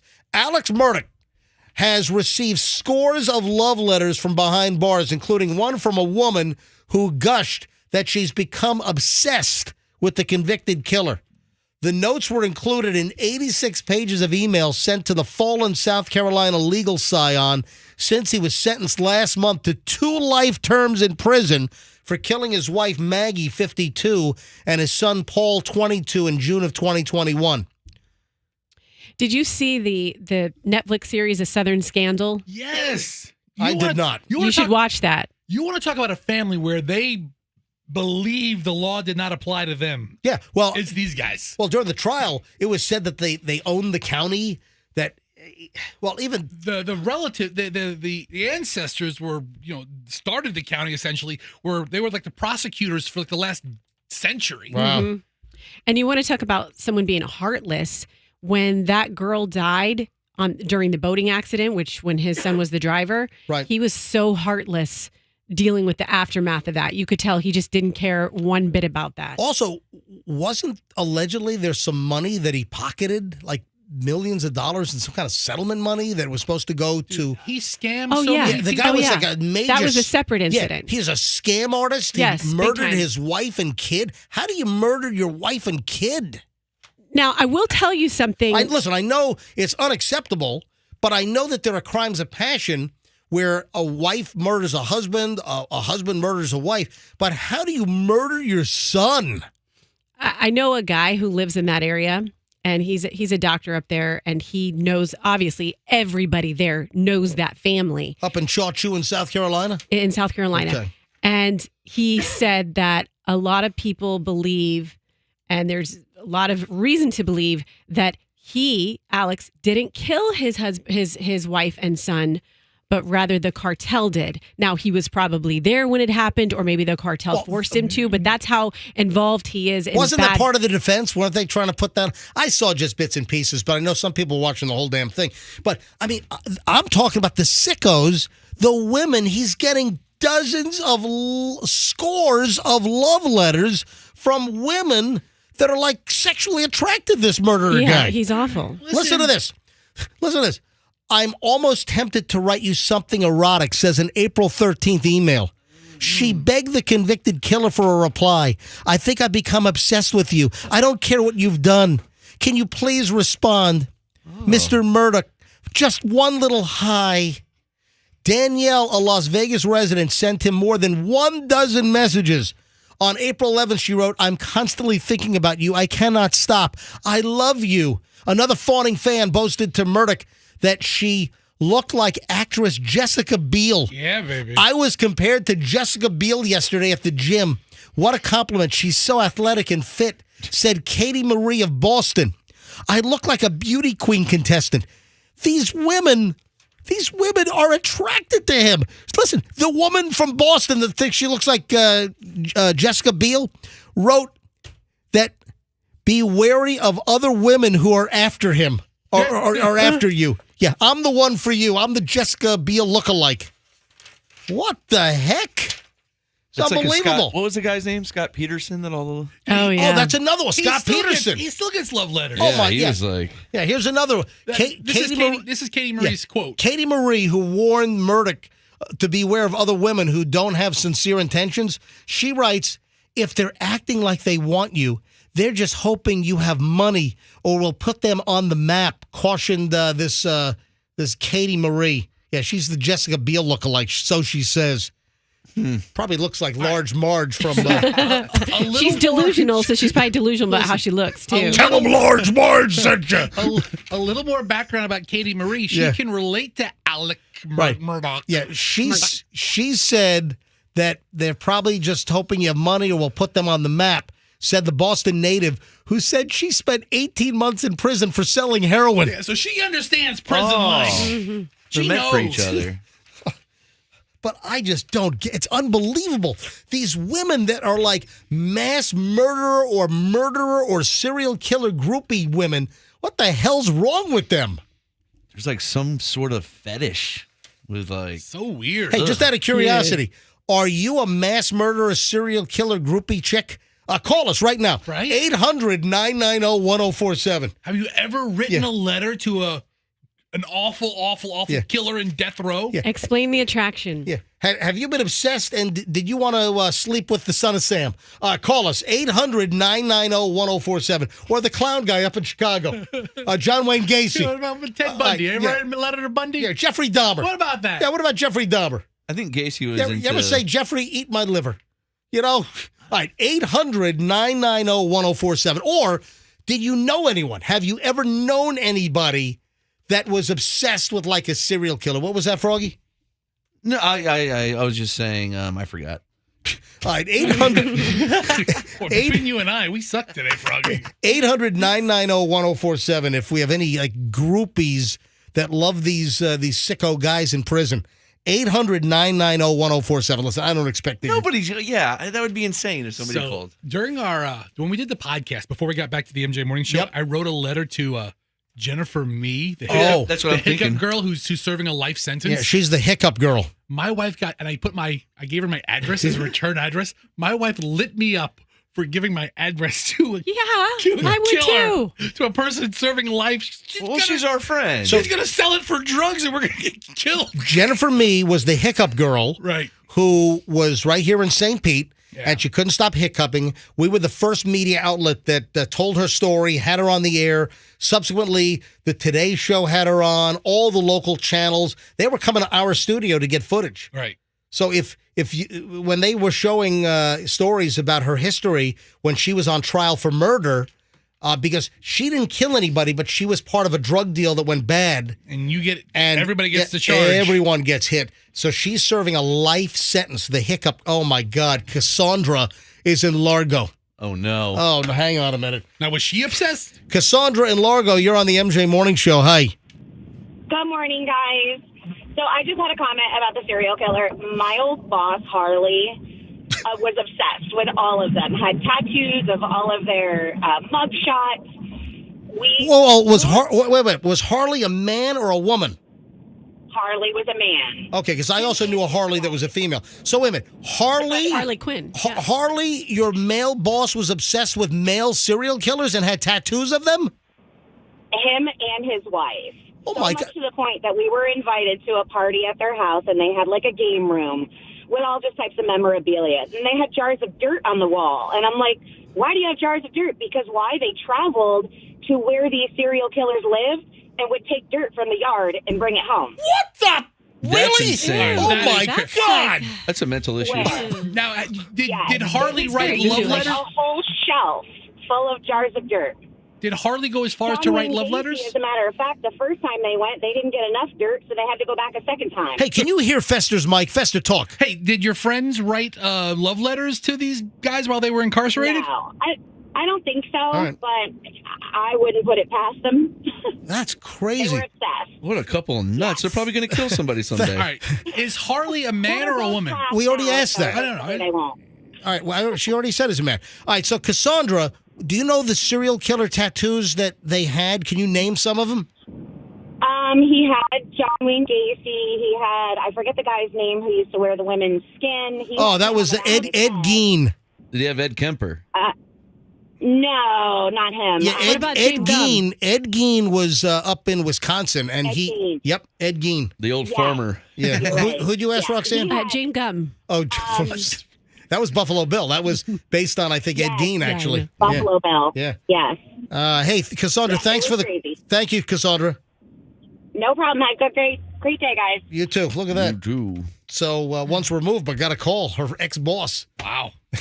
Dude, that's creepy. Sand. Husband and wife into serial killers going to, hey, honey, let's go on vacation. Yeah, we're going to go to John Wayne Gacy's house, and we're going to take some dirt from the front yard. My God. All right, 8:47 at the MJ Morning Show. Running a little late, but I wanted to grab that phone call. We've got a long chunk. We got like a half an hour nonstop next. I've got a lot of stuff. We're backed up. I need some Metamucil. We're so backed up. All right, we're back in a second here on the MJ Morning Show on Q105. Don't move. Hey, our...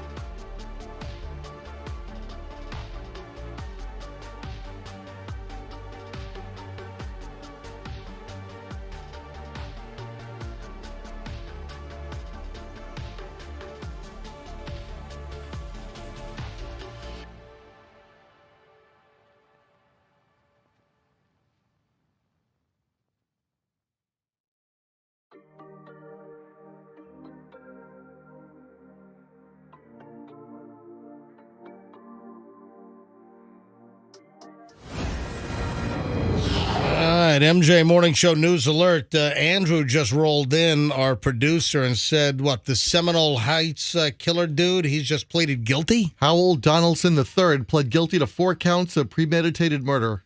There you go. That was that maniac that was just driving around Seminole Heights and shooting people. Was that like 4 or 5 years ago?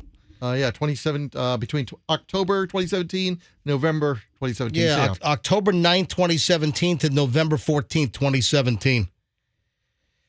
So after, almost 6 years, the Seminole Heights killer has pleaded guilty. Howell Donaldson III.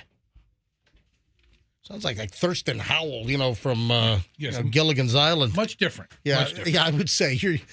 Nice observation, Fester. Yes, much different than the millionaire and his wife. Much, much different. Yeah, you're 100% right. Hey, listen to this. The average person has not spoken to their neighbors in 3 weeks. Is that true? I talked to my neighbors on Friday, but I probably go 3 weeks at times. I don't know. I have like 3 neighbors that I'm more friendly with than others, but maybe it depends on the neighbor. I live catty corner to somebody. I don't think I've spoke to him in 3 years. I thought that was interesting. Average person has not spoken to their neighbors in 3 weeks. That's not my case. I've spoken to the neighbors across, the neighbors to the left of me. Yeah, I've spoken to my neighbors. We had one really bad neighbor, and he's finally gone. And then that TV show. Dude, Remember? you had the dead body in the house next to you. That was the you old had the house. guy that was Yeah. blasting Tejano music 24 hours a day. Remember the guy with the bullet hole with the blood? Oh, yeah. Every house that I've known Froggy to be in has had a major neighbor issue. The townhouse had the Tejano music. Oh, that was a townhouse. The first house you and Kim had the dead body next door. Yeah. And this one had a really, really out of control neighbor. You remember that TV show that came in here, A&E? Zombie house flip. Zombie House Flippers or whatever? On A&E. They're there filming a show, flipping the guy's horrible house. Oh, really? Yeah, it's really cool. So they're flipping the house next to you? Yeah, like 2 houses down from me. Really? And it's on TV, and they asked us if I might be on the TV show. Did they interview you? Hold on. Did you tell them that they were in our studio? Did they remember you? Well, I'm the one who sent them the lead for the house. Did you really? Oh, well, there you go. Okay. Yeah, well, I think you left that information out. Did you get a finder's fee? No, I told him to keep it. Did you say that initially or no? No, he left that No, out. I left that Yeah, out. hello, that's... Froggy Dude, literally... I'm like, wait a minute, did I zone out and miss that part? He left out the most important detail till like the very end, and it was forced No, out of because him. the girl the Samantha lady that was in here, she followed all of us, and I go, I think I have a house perfect for your show, and I sent her the link, and I sent her all the information. It was about to go for sale 2 days later, and they snagged it, I guess, and How did they not grace you with like $500? and it was just filled with termites, and the pictures are disgusting. Wow. And it's like the nicest house in your neighborhood, right? It's gonna. Oh, come on, man. Yeah, it's true. It is. It's true. So yeah, there's a little. That's a Froggy fun fact right there. What? It's just trivia. A&E's on my street. Okay. Hey, what was the first night of the Gasparilla Music Festival? Because I was out of town because we went up to Connecticut. Did you see the first night was canceled? Yeah, that was Saturday. Yes, it was a weekend concert. If you would have gone to mjmorningshow.com. So Saturday, did you write a story? Oh, did I ever? Oh. It got like 14 hits. Stories. Well, all right. So the Gasparilla Music Festival was Saturday and Sunday. And night one, so Saturday night, got canceled just before 5 p.m., according to Twitter posts from the organizers of the festival. They said that the festival would start up again at 6:30, then 7 o'clock, but then they canceled night one at 8 o'clock. Oh, that sucks. So is there refunds? You can't make that up. It's a concert. You can't, unless, I don't know if any got squeezed in on Sunday, but they had a lot of bands playing. Hey, bring up the list. You just had the list on. Yeah. Yeah, all right, leave the list right there. Don't touch it. Here's the thing. No, here's the thing. I've never heard of anyone that played this concert. What? I haven't heard of anyone. All right. Because you don't know Nobody. good music. I'm sorry. I've never heard of Run the Jewels? You don't know them? Oh, I've heard of Big Head Todd and the Monsters. Ooh la la, ooh la Okay, la. okay, I've heard of one. Run the Jewels hold are on. awesome. Big Head Todd and the Monsters is what people call this morning show behind our back. That's how you've heard that. Hang on a minute. So on Saturday, April 29th, it was supposed to be Run the Jewels, RTJ, man, they're awesome. Chromeo, No clue. Cannons, Big Head Todd and the Monsters, Flip Turn, Push a Preem, Shelby Soul, Summer Hoop, Rebecca Pulley, and the Reluctant Prophets. Ooh, looks Grizzle. Earth Tones Music Collective, Whale Ferrell. I'm a big fan of Will Ferrell. I like Will Ferrell. That's a funny name. Is That's probably a play on his name. Is that a big fat dude that looks like Will Ferrell's like fat brother? Will Ferrell. They Looks pull like up, the Blue Shoveler guy. Mount Zion Gospel Choir. Hey, sound good. I just never heard of him. Joe Russo's Almost Dead. Joey Russo's Almost Dead? You okay? Didn't Joey Russo work with us at Clear Channel? Yeah, we flipped his car upside down. That's right. he's alive, by the way. He popped up on my Facebook suggestions. Oh, nice. Joe Russo's Almost Dead. Well, we were saying that about him when he was at Clear Channel years ago.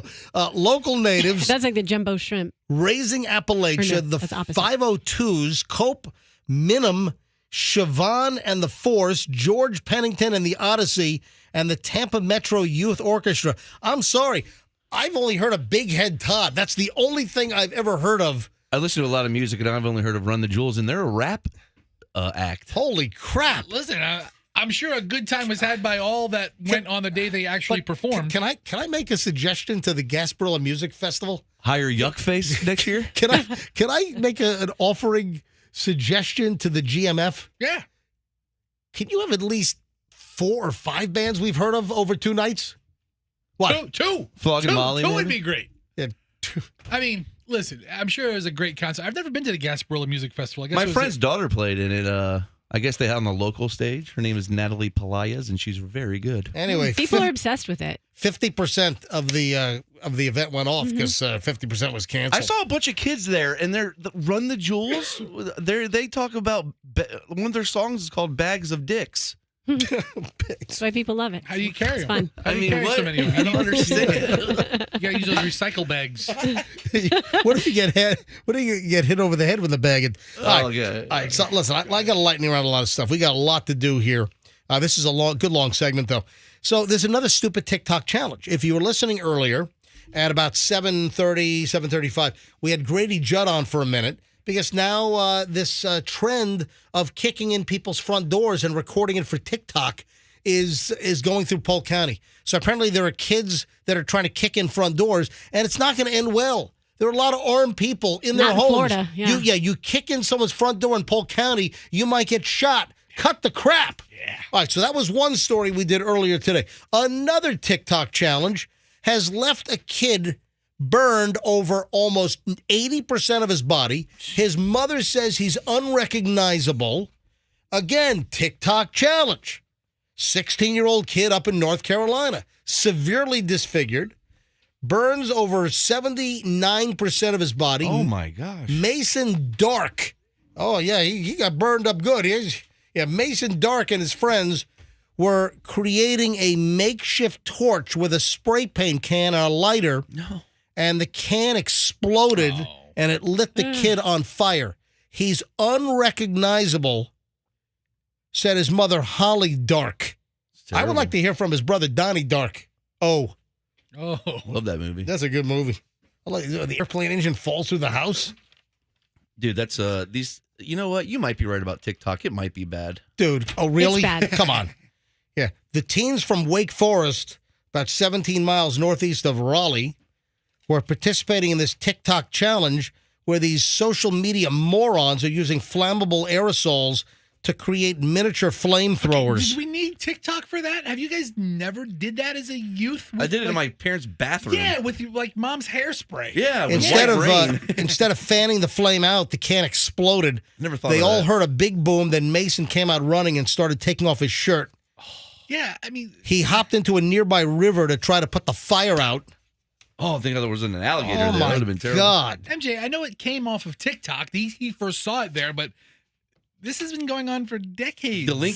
Years of delinquents have been doing Seriously. this. I know it's not new. I know You that did it, MJ, I'm sure. I know that using like a spray can to like torch a fly or a wasp's nest. I know this is not new, but TikTok is making it more prevalent. TikTok is showcasing and highlighting these stupid events And like inspiring more dumb ideas. like kicking in people's front doors and running through people's fences. There's just a lot of stupidity on TikTok, and the platform helps foment this idiocy.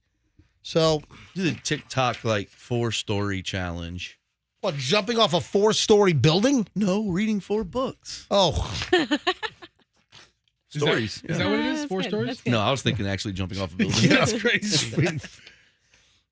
Moving along to a New Jersey guy. This is crazy. Listen to this. A New Jersey guy is suing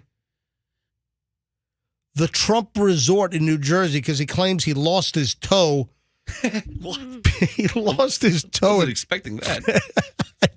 At Trump's Resort in New Jersey. All right. So, which toe? His big toe. It's got to be the toe or the little So, one. Mr. Trump, how big was his toe? Huge. It's huge. No, I don't know which toe it was. Hold on. Let me give you the details on the story. A New Jersey guy lost a toe and part of his foot after he was severely burned by a searing pool deck at the Trump International Beach Resort. How hot does a pool need to be to sizzle off a toe? Oh, I'm sorry. I said New Jersey. The guy's from New Jersey. It happened here in Florida. That doesn't answer the question of how hot does the thing have to be. I know, was he at Mar-a-Lago? Where was he when he was toe singed off of him? At Trump International. Is that Doral? Is that down? I think it's down in South Florida. It is in South Florida. Yeah. But, honey, you might want to put your flip-flops on. It's a little... I'll be fine, babe. No, honey, it's literally on fire. My toe is gone. Wait a minute. You burn your foot, or you're going... Yeah, you know, I mean, come on. How do you lose a toe and part of your foot because you walked on a hot pool deck? I don't understand that. I don't get it. I can't imagine. Oh, wait a sec. The whole pool deck surface was made out of a barbecue. Oh, that makes sense. No, I'm kidding. A New Jersey guy lost a toe and part of his foot after he was seriously burned by a, quote, searing. That's the word they use in the lawsuit. A searing pool deck at the Trump International Beach Resort in Florida. That's the same term I use for my griddle when I cook a steak. Even if the deck was literally on fire, you could run down it. Thieris Likas, 52, had devastating third-degree burns to both feet. I'm laughing at his name. During an August vacation at the resort. This guy had some really weak feet. Oh, I bet he filed the suit up in New York, New Jersey area. The resort, also known as Sunny Isles. It is in Miami. All right. It's near Doral, right? The resort, also known as Sunny Isles, did nothing to cool down the deck and didn't have signs recommending people use footwear. Likas claimed that he could not feel his feet burning because he suffers from diabetic neuropathy. Oh, well, listen, you're losing your foot. Dude, it's probably the diabetes. It's not Trump's, hot pool deck.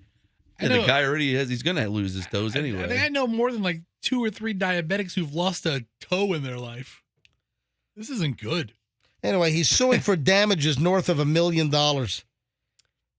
He only realized that his feet were injured on the final day of the trip. Yes, Rox? If he lives in New Jersey, he's just not used to walking around on hot surfaces. That's what we do in Florida.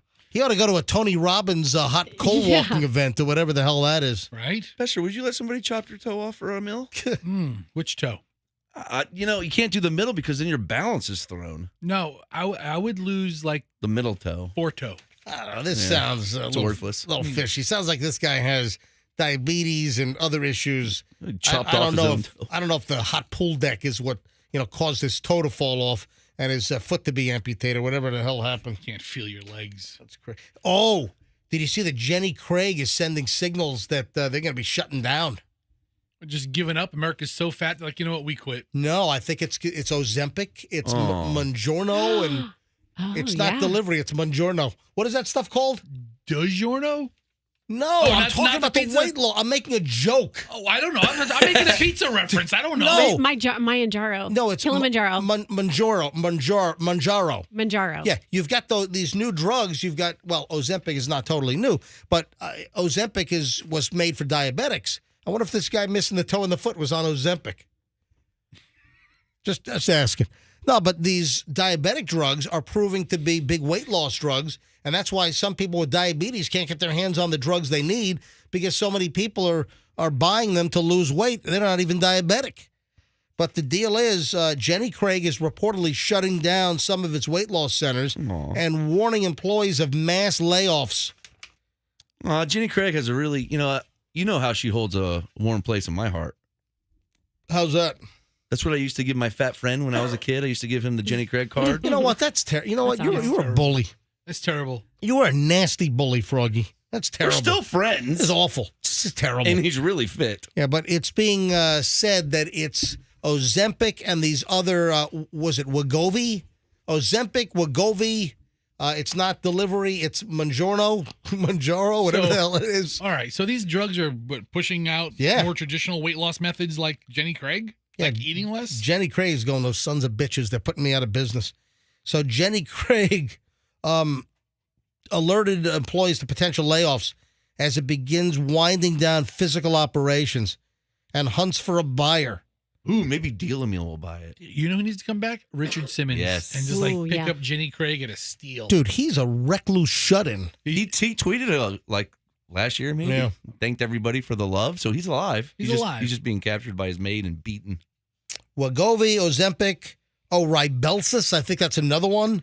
And the Manjaro deal, putting the Wambuki, the kibosh, on a lot of these traditional weight loss things. If you can just take a pill or jam some kind of a pen into your thigh or whatever and lose 15, 20 pounds. That's why the diabetes folks can't get their drugs.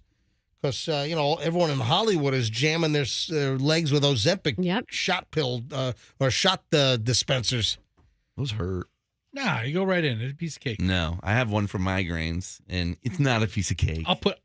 next time you need a shot for migraines, you have me come over. And I thought you smoked a lot of marijuana to take care of your migraines. Excuse me, sir. That's called medicating. Yes, he has several courses of action to treat his migraines. I have a nose inhaler when I have a really bad migraine. Is that what they call that now? Well, it's just, you just go... You're nose deep in the devil's dandruff, and they call it... Devil's dandruff? How? What are you jamming up your nose? It's like a migraine. It's like a CBD migraine thing. Okay. And it works really well. Yeah. Just because he does the gateway drug doesn't mean he does all that. It's not a gateway It's not a gate. Gateway to nothing but... Let me test your credit cards, sir, with this wipe and see what you have on them. Oh, man. Hey, did you see the video of the guy trashing the Popeyes? We would have talked about this on Friday's show, but we weren't here. I just recorded a 10-minute update segment for Friday.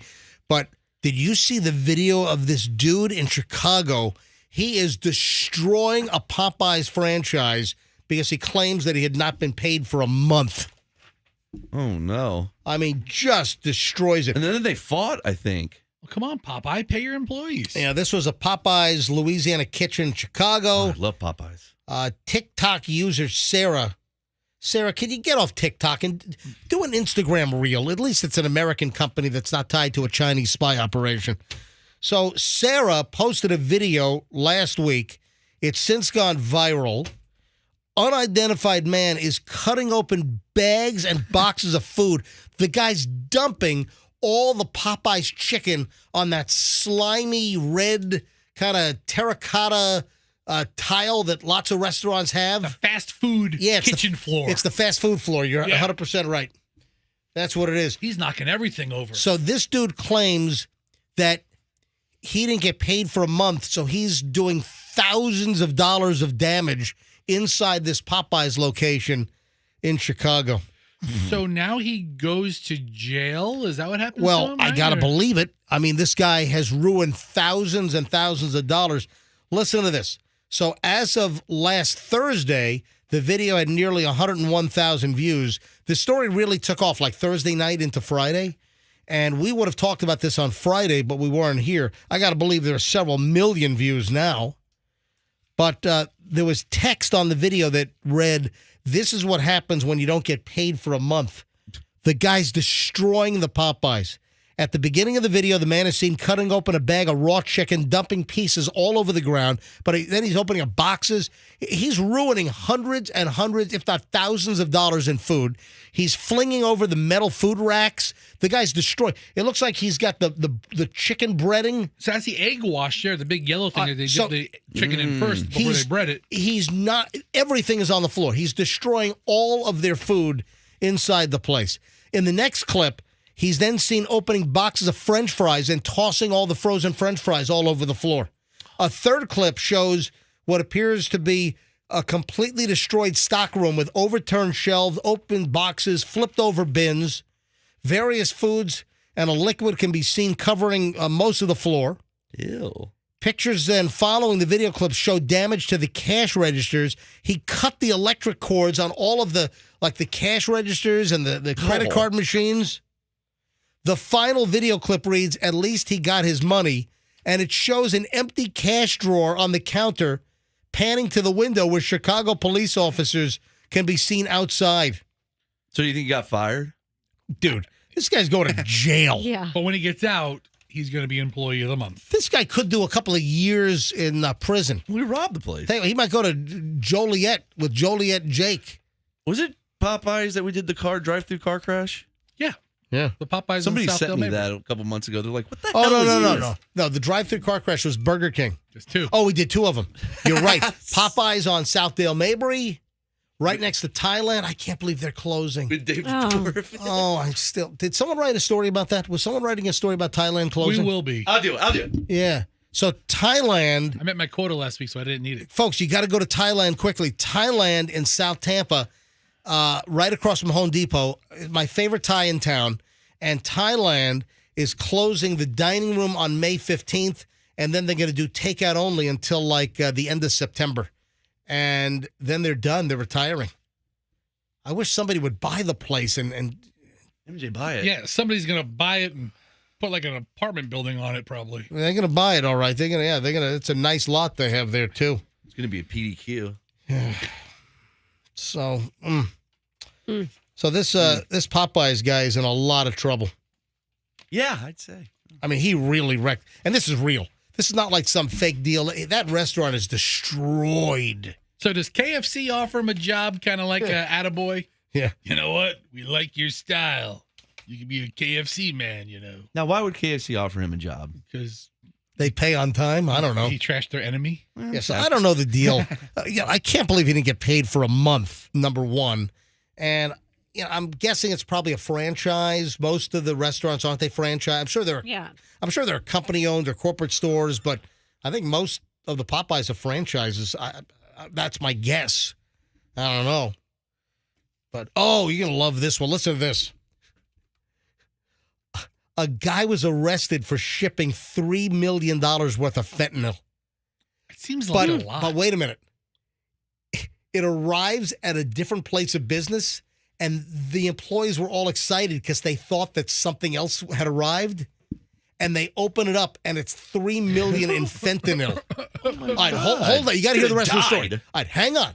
Hold on to the story. I'll give you all the other details. $3 million fentanyl shipped to a place of business. What did the employees think was arriving? And much to their surprise, $3 million in fentanyl show up. All right, hold on. I'll give you the rest of the story. Good night. Next on the MJ Morning Show here on Q105. Don't move. We're back in minutes with a final chunk. And let me talk about.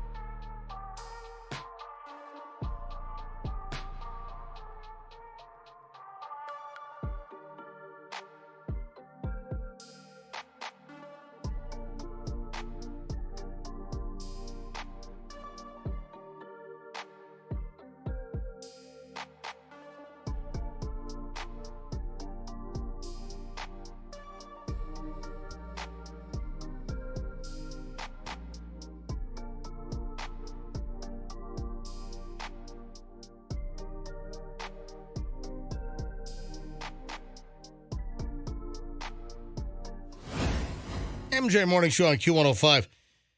She's got a WhatsApp picture from Chloe, and she's like all sad looking. The heck? What?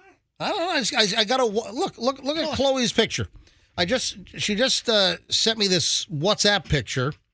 What does she have to be sad about? It says Chloe is typing and Julian's typing. I guess everyone's typing. I don't know. Look at her picture. Does it look sad? Isn't she leaving soon? She looks somber in that photo. She does. She looks somber. Maybe she's going to miss Squilton. Yeah, let me show.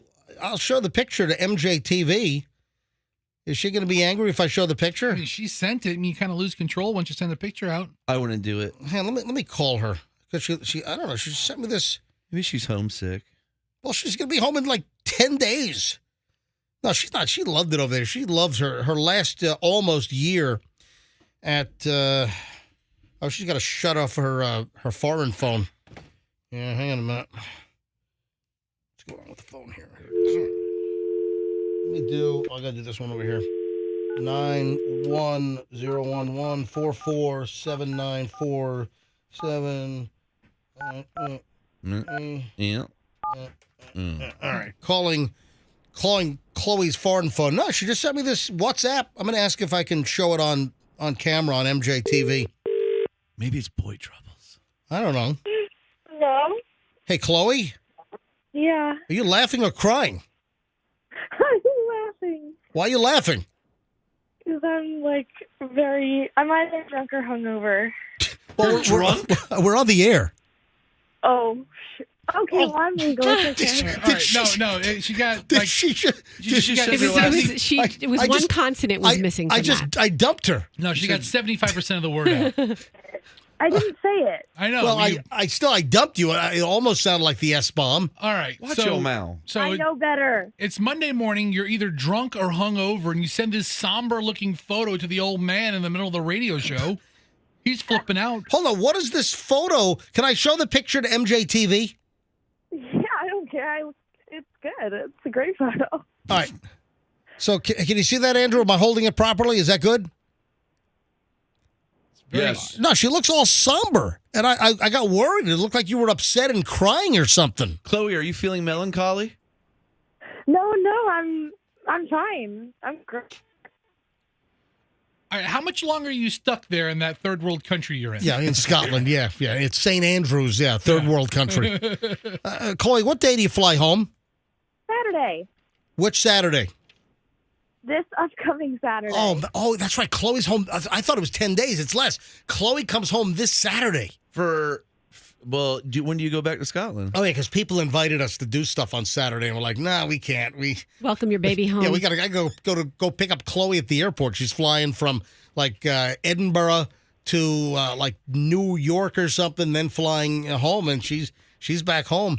And then she's got one more semester in the fall at UNH up in New Hampshire, and then she's done. Triple major. Then Chloe, have you been studying for your LSAT, Chloe? Yes, literally, I was in the library all day yesterday and studying. So how many tests have you taken? I've done 3 practice tests, but I kind of just practice certain sections individually as I see that I need more. Well, when are you going to do it? When do you do a whole test again so you can see what your score is? I'll probably do one this week. I have an exam tomorrow for school, and then I kind of just want to get that out of the way so then I can really grind. Are you in good shape for your exam? Yeah, I think so. I hope so. That exam's easy. Come on, finish strong at St. Andrews, okay? Yeah. Yeah, thanks for that motivation, Rudy Rudiger. What the hell was that? Finish strong. She had a hell of a soccer year at St. Andrews, too. Why don't you are you going to play professional soccer? No, she's not going to play professional soccer. Oh, you're saying she can't? I'm saying she should. All right, Chloe, love you. And I just saw your picture, and I was you made me sad. It looked like you were crying. Oh, no. That's her drunk I'm really face. happy. Chloe turns no into a 2-syllable word. Noah. Right? Yeah. All right, Chloe, I'll talk to you later. All right. Bye, everyone. Study. Bye, Remember, Chloe. we need at least a 175 on your LSAT. Okay, bye. 175. Goodbye. Wow. What's the LSAT? Law SAT? Yeah, it's the placement exam for law school. I took that. I passed it. It's also how they ask you to sit down in French. Lisette. Lisette on your butt. Yeah. Do they really? Yeah. Yeah. Let me finish up with this fentanyl story. I gave you the teaser on the fentanyl story. So, hey, if you're shipping $3 million worth of fentanyl, you might want to make sure the address is correct. Yeah.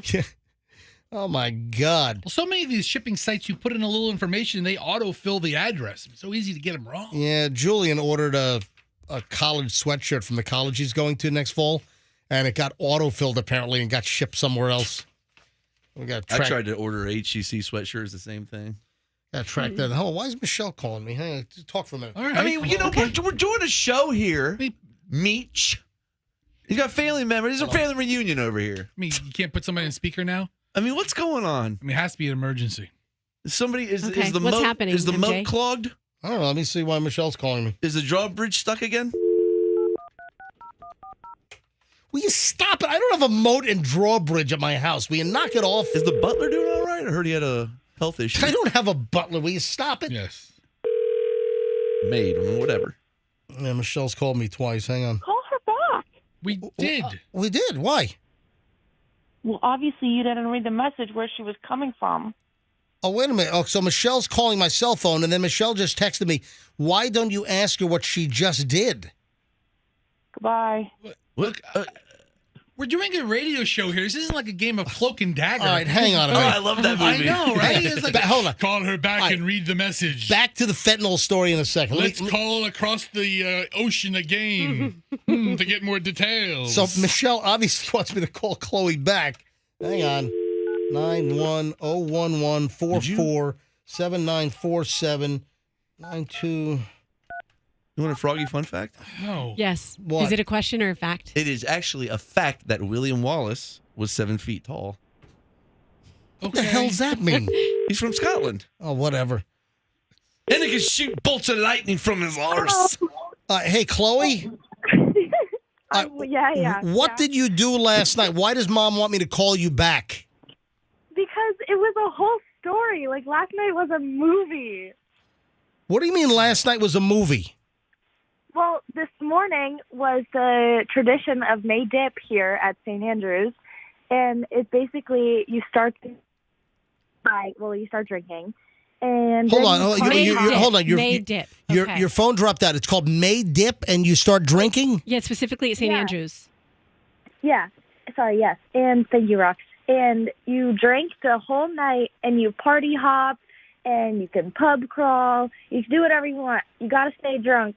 And Oh my God, that's what I want to hear. My little princess baby is over in Scotland, and you've been drinking for 24 hours straight? That's what they do. yeah, bruh. And then at 5:30 in the morning, when the sun starts to rise, everybody goes to the beach, and basically everybody runs into the beach at the same time, in the water at the same time. Oh, that's And great. So some we're going to have a people whole do- bunch of drunk people drowning in the North Sea. That's great. Watch out for sharks. Did you Is vomit? Is it clothing optional or is it just like? Yeah, so some people do it naked. Hold on, Chloe. You ran into the frigid North Sea at 5:30 this morning after drinking all night? Yes. Did you have clothes on, Did Chloe? you run in naked? I had a bikini on. I didn't do it naked. What's happening? Some people do it naked. What the hell? I'm glad I didn't No have wonder daughters. why Michelle wanted me to call her back. Yes, Michelle didn't sound happy about this. She probably wanted to do it too. She's probably jealous. Yeah, Michelle's jelly. See, I didn't read all the texts here because I'm doing this radio show. Is that what that cult thing where there was a parade going on and it looked like something from Eyes Wide Shut? Yeah, so everybody wears their red robes and they do a pier walk. And the pier is basically right next to the beach. And it's a tradition to do that. I guess there's a whole story, whole backstory to that. All right, Chloe, if I asked you to take a breathalyzer test right now, would you blow like over the legal limit? Oh my God, probably yes. This sounds like a sex cult. What is going on at this place where the soon-to-be King William went to college and met Kate there? Yes, Kate and I were doing the May Dip. By the way, Michelle and I and Chloe, we had breakfast in the first date place where Kate and William went to dinner or whatever. Starbucks? Yeah, what's the name of the place that you took us to, Chloe? North Point. Yeah, North Point is right on the St. Andrews campus, essentially. It's on the one of the streets there. And we actually had breakfast there in early March. That's where Kate and William went on their first date, apparently. So, Chloe, you're flying back on Saturday, May 6th, right? Yes, this Saturday. Isn't that the day that King Big Ears becomes official or something? Oh, yeah, that's right. Earlier in the day, it's going to be the coronation. Oh, I didn't That's know right, that. on Saturday. Yeah, you're going to miss the coronation King down Charles. in London. How are they going to get that sword around those big flapping ears? They're going to do the sword thing and slice one off. Like, oh, crap, my ear. They had to bow out the crown on the sides. The crown just It sticks out to accommodate the ears. All right, drunk Chloe. That's really what I want to hear. That you're drunk, you drank all night, and you ran into the North Sea with how many other kids at St. Andrews did this today? Oh my God, the whole school did it. You basically wash away your academic sins. Oh, that's great. That's academic. How cold was the North Sea?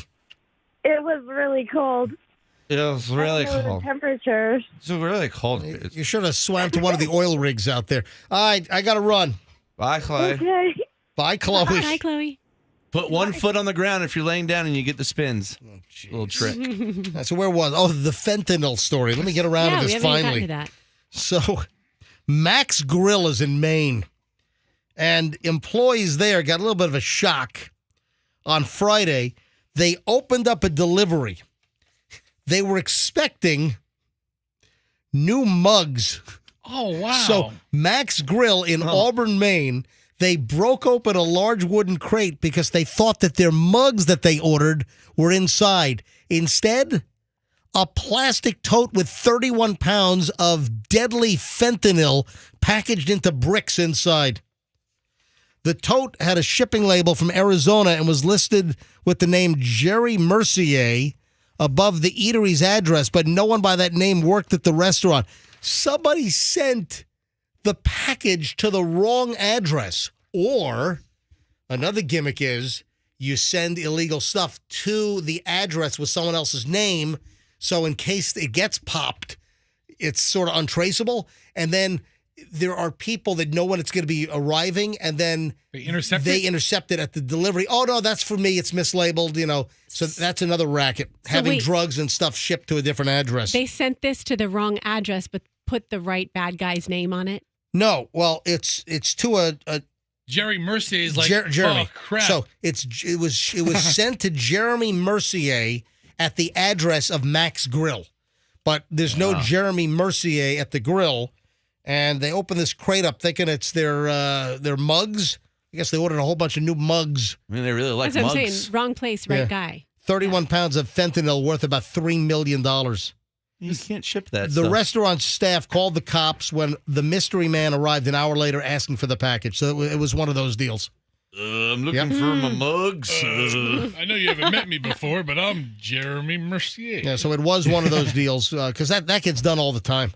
Yeah, police arrested this guy, confiscated $2,780 that he had on him, and then the $3 million worth of fentanyl.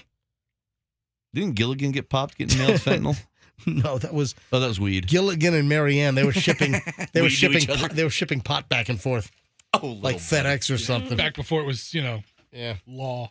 Did you see that Ed Sheeran is going to kick off his tour at Ruth Eckerd Hall? That seems like a small venue for Ed. Taylor Swift sells out the stadium Yeah. 3 nights, and Ed Sheeran's I don't know that Ed's going to be at the listen, Ruth. I really like Ruth Eckerd Hall.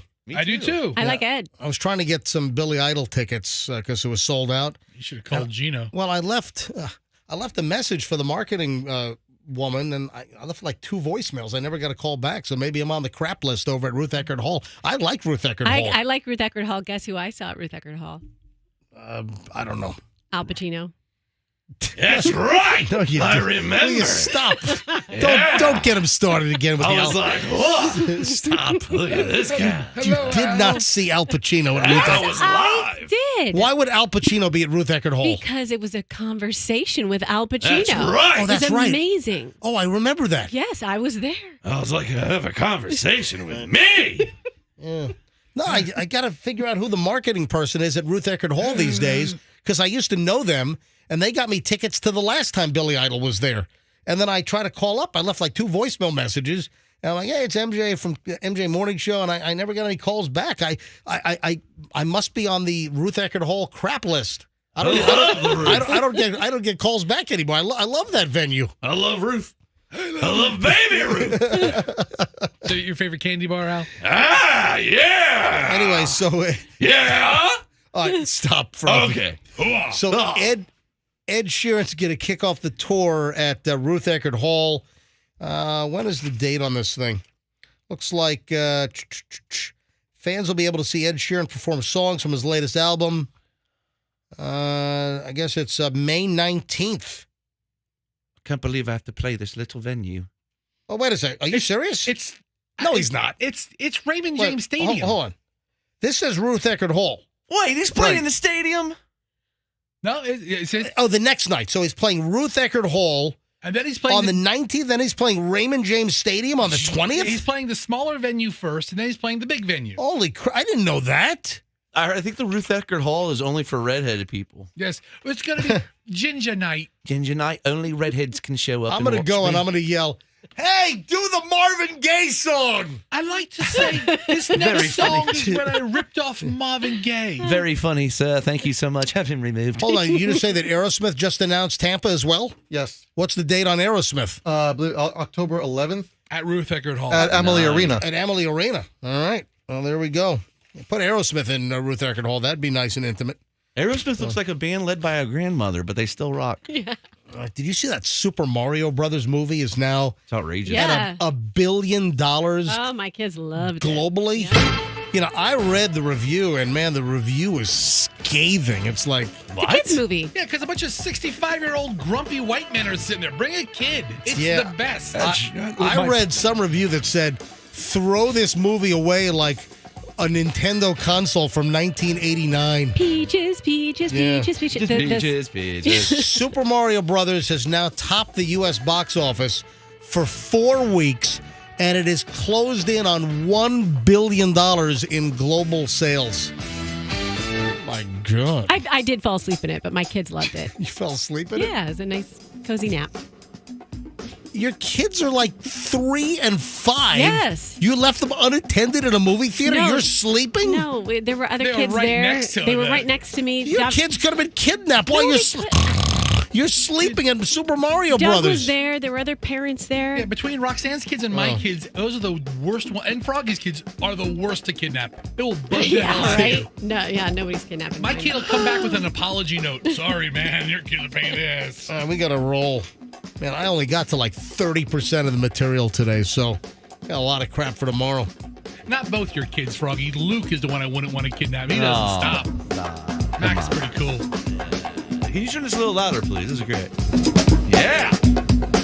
Yeah! Stop, Al. See you tomorrow. So, Froggy, I got to tell you the rave reviews your Al Pacino gets. Yeah? Last week when we were doing the Kevorkian. Yeah? Hysterical. Yeah! We got to go. Bye. All right, folks, have a fantastic day.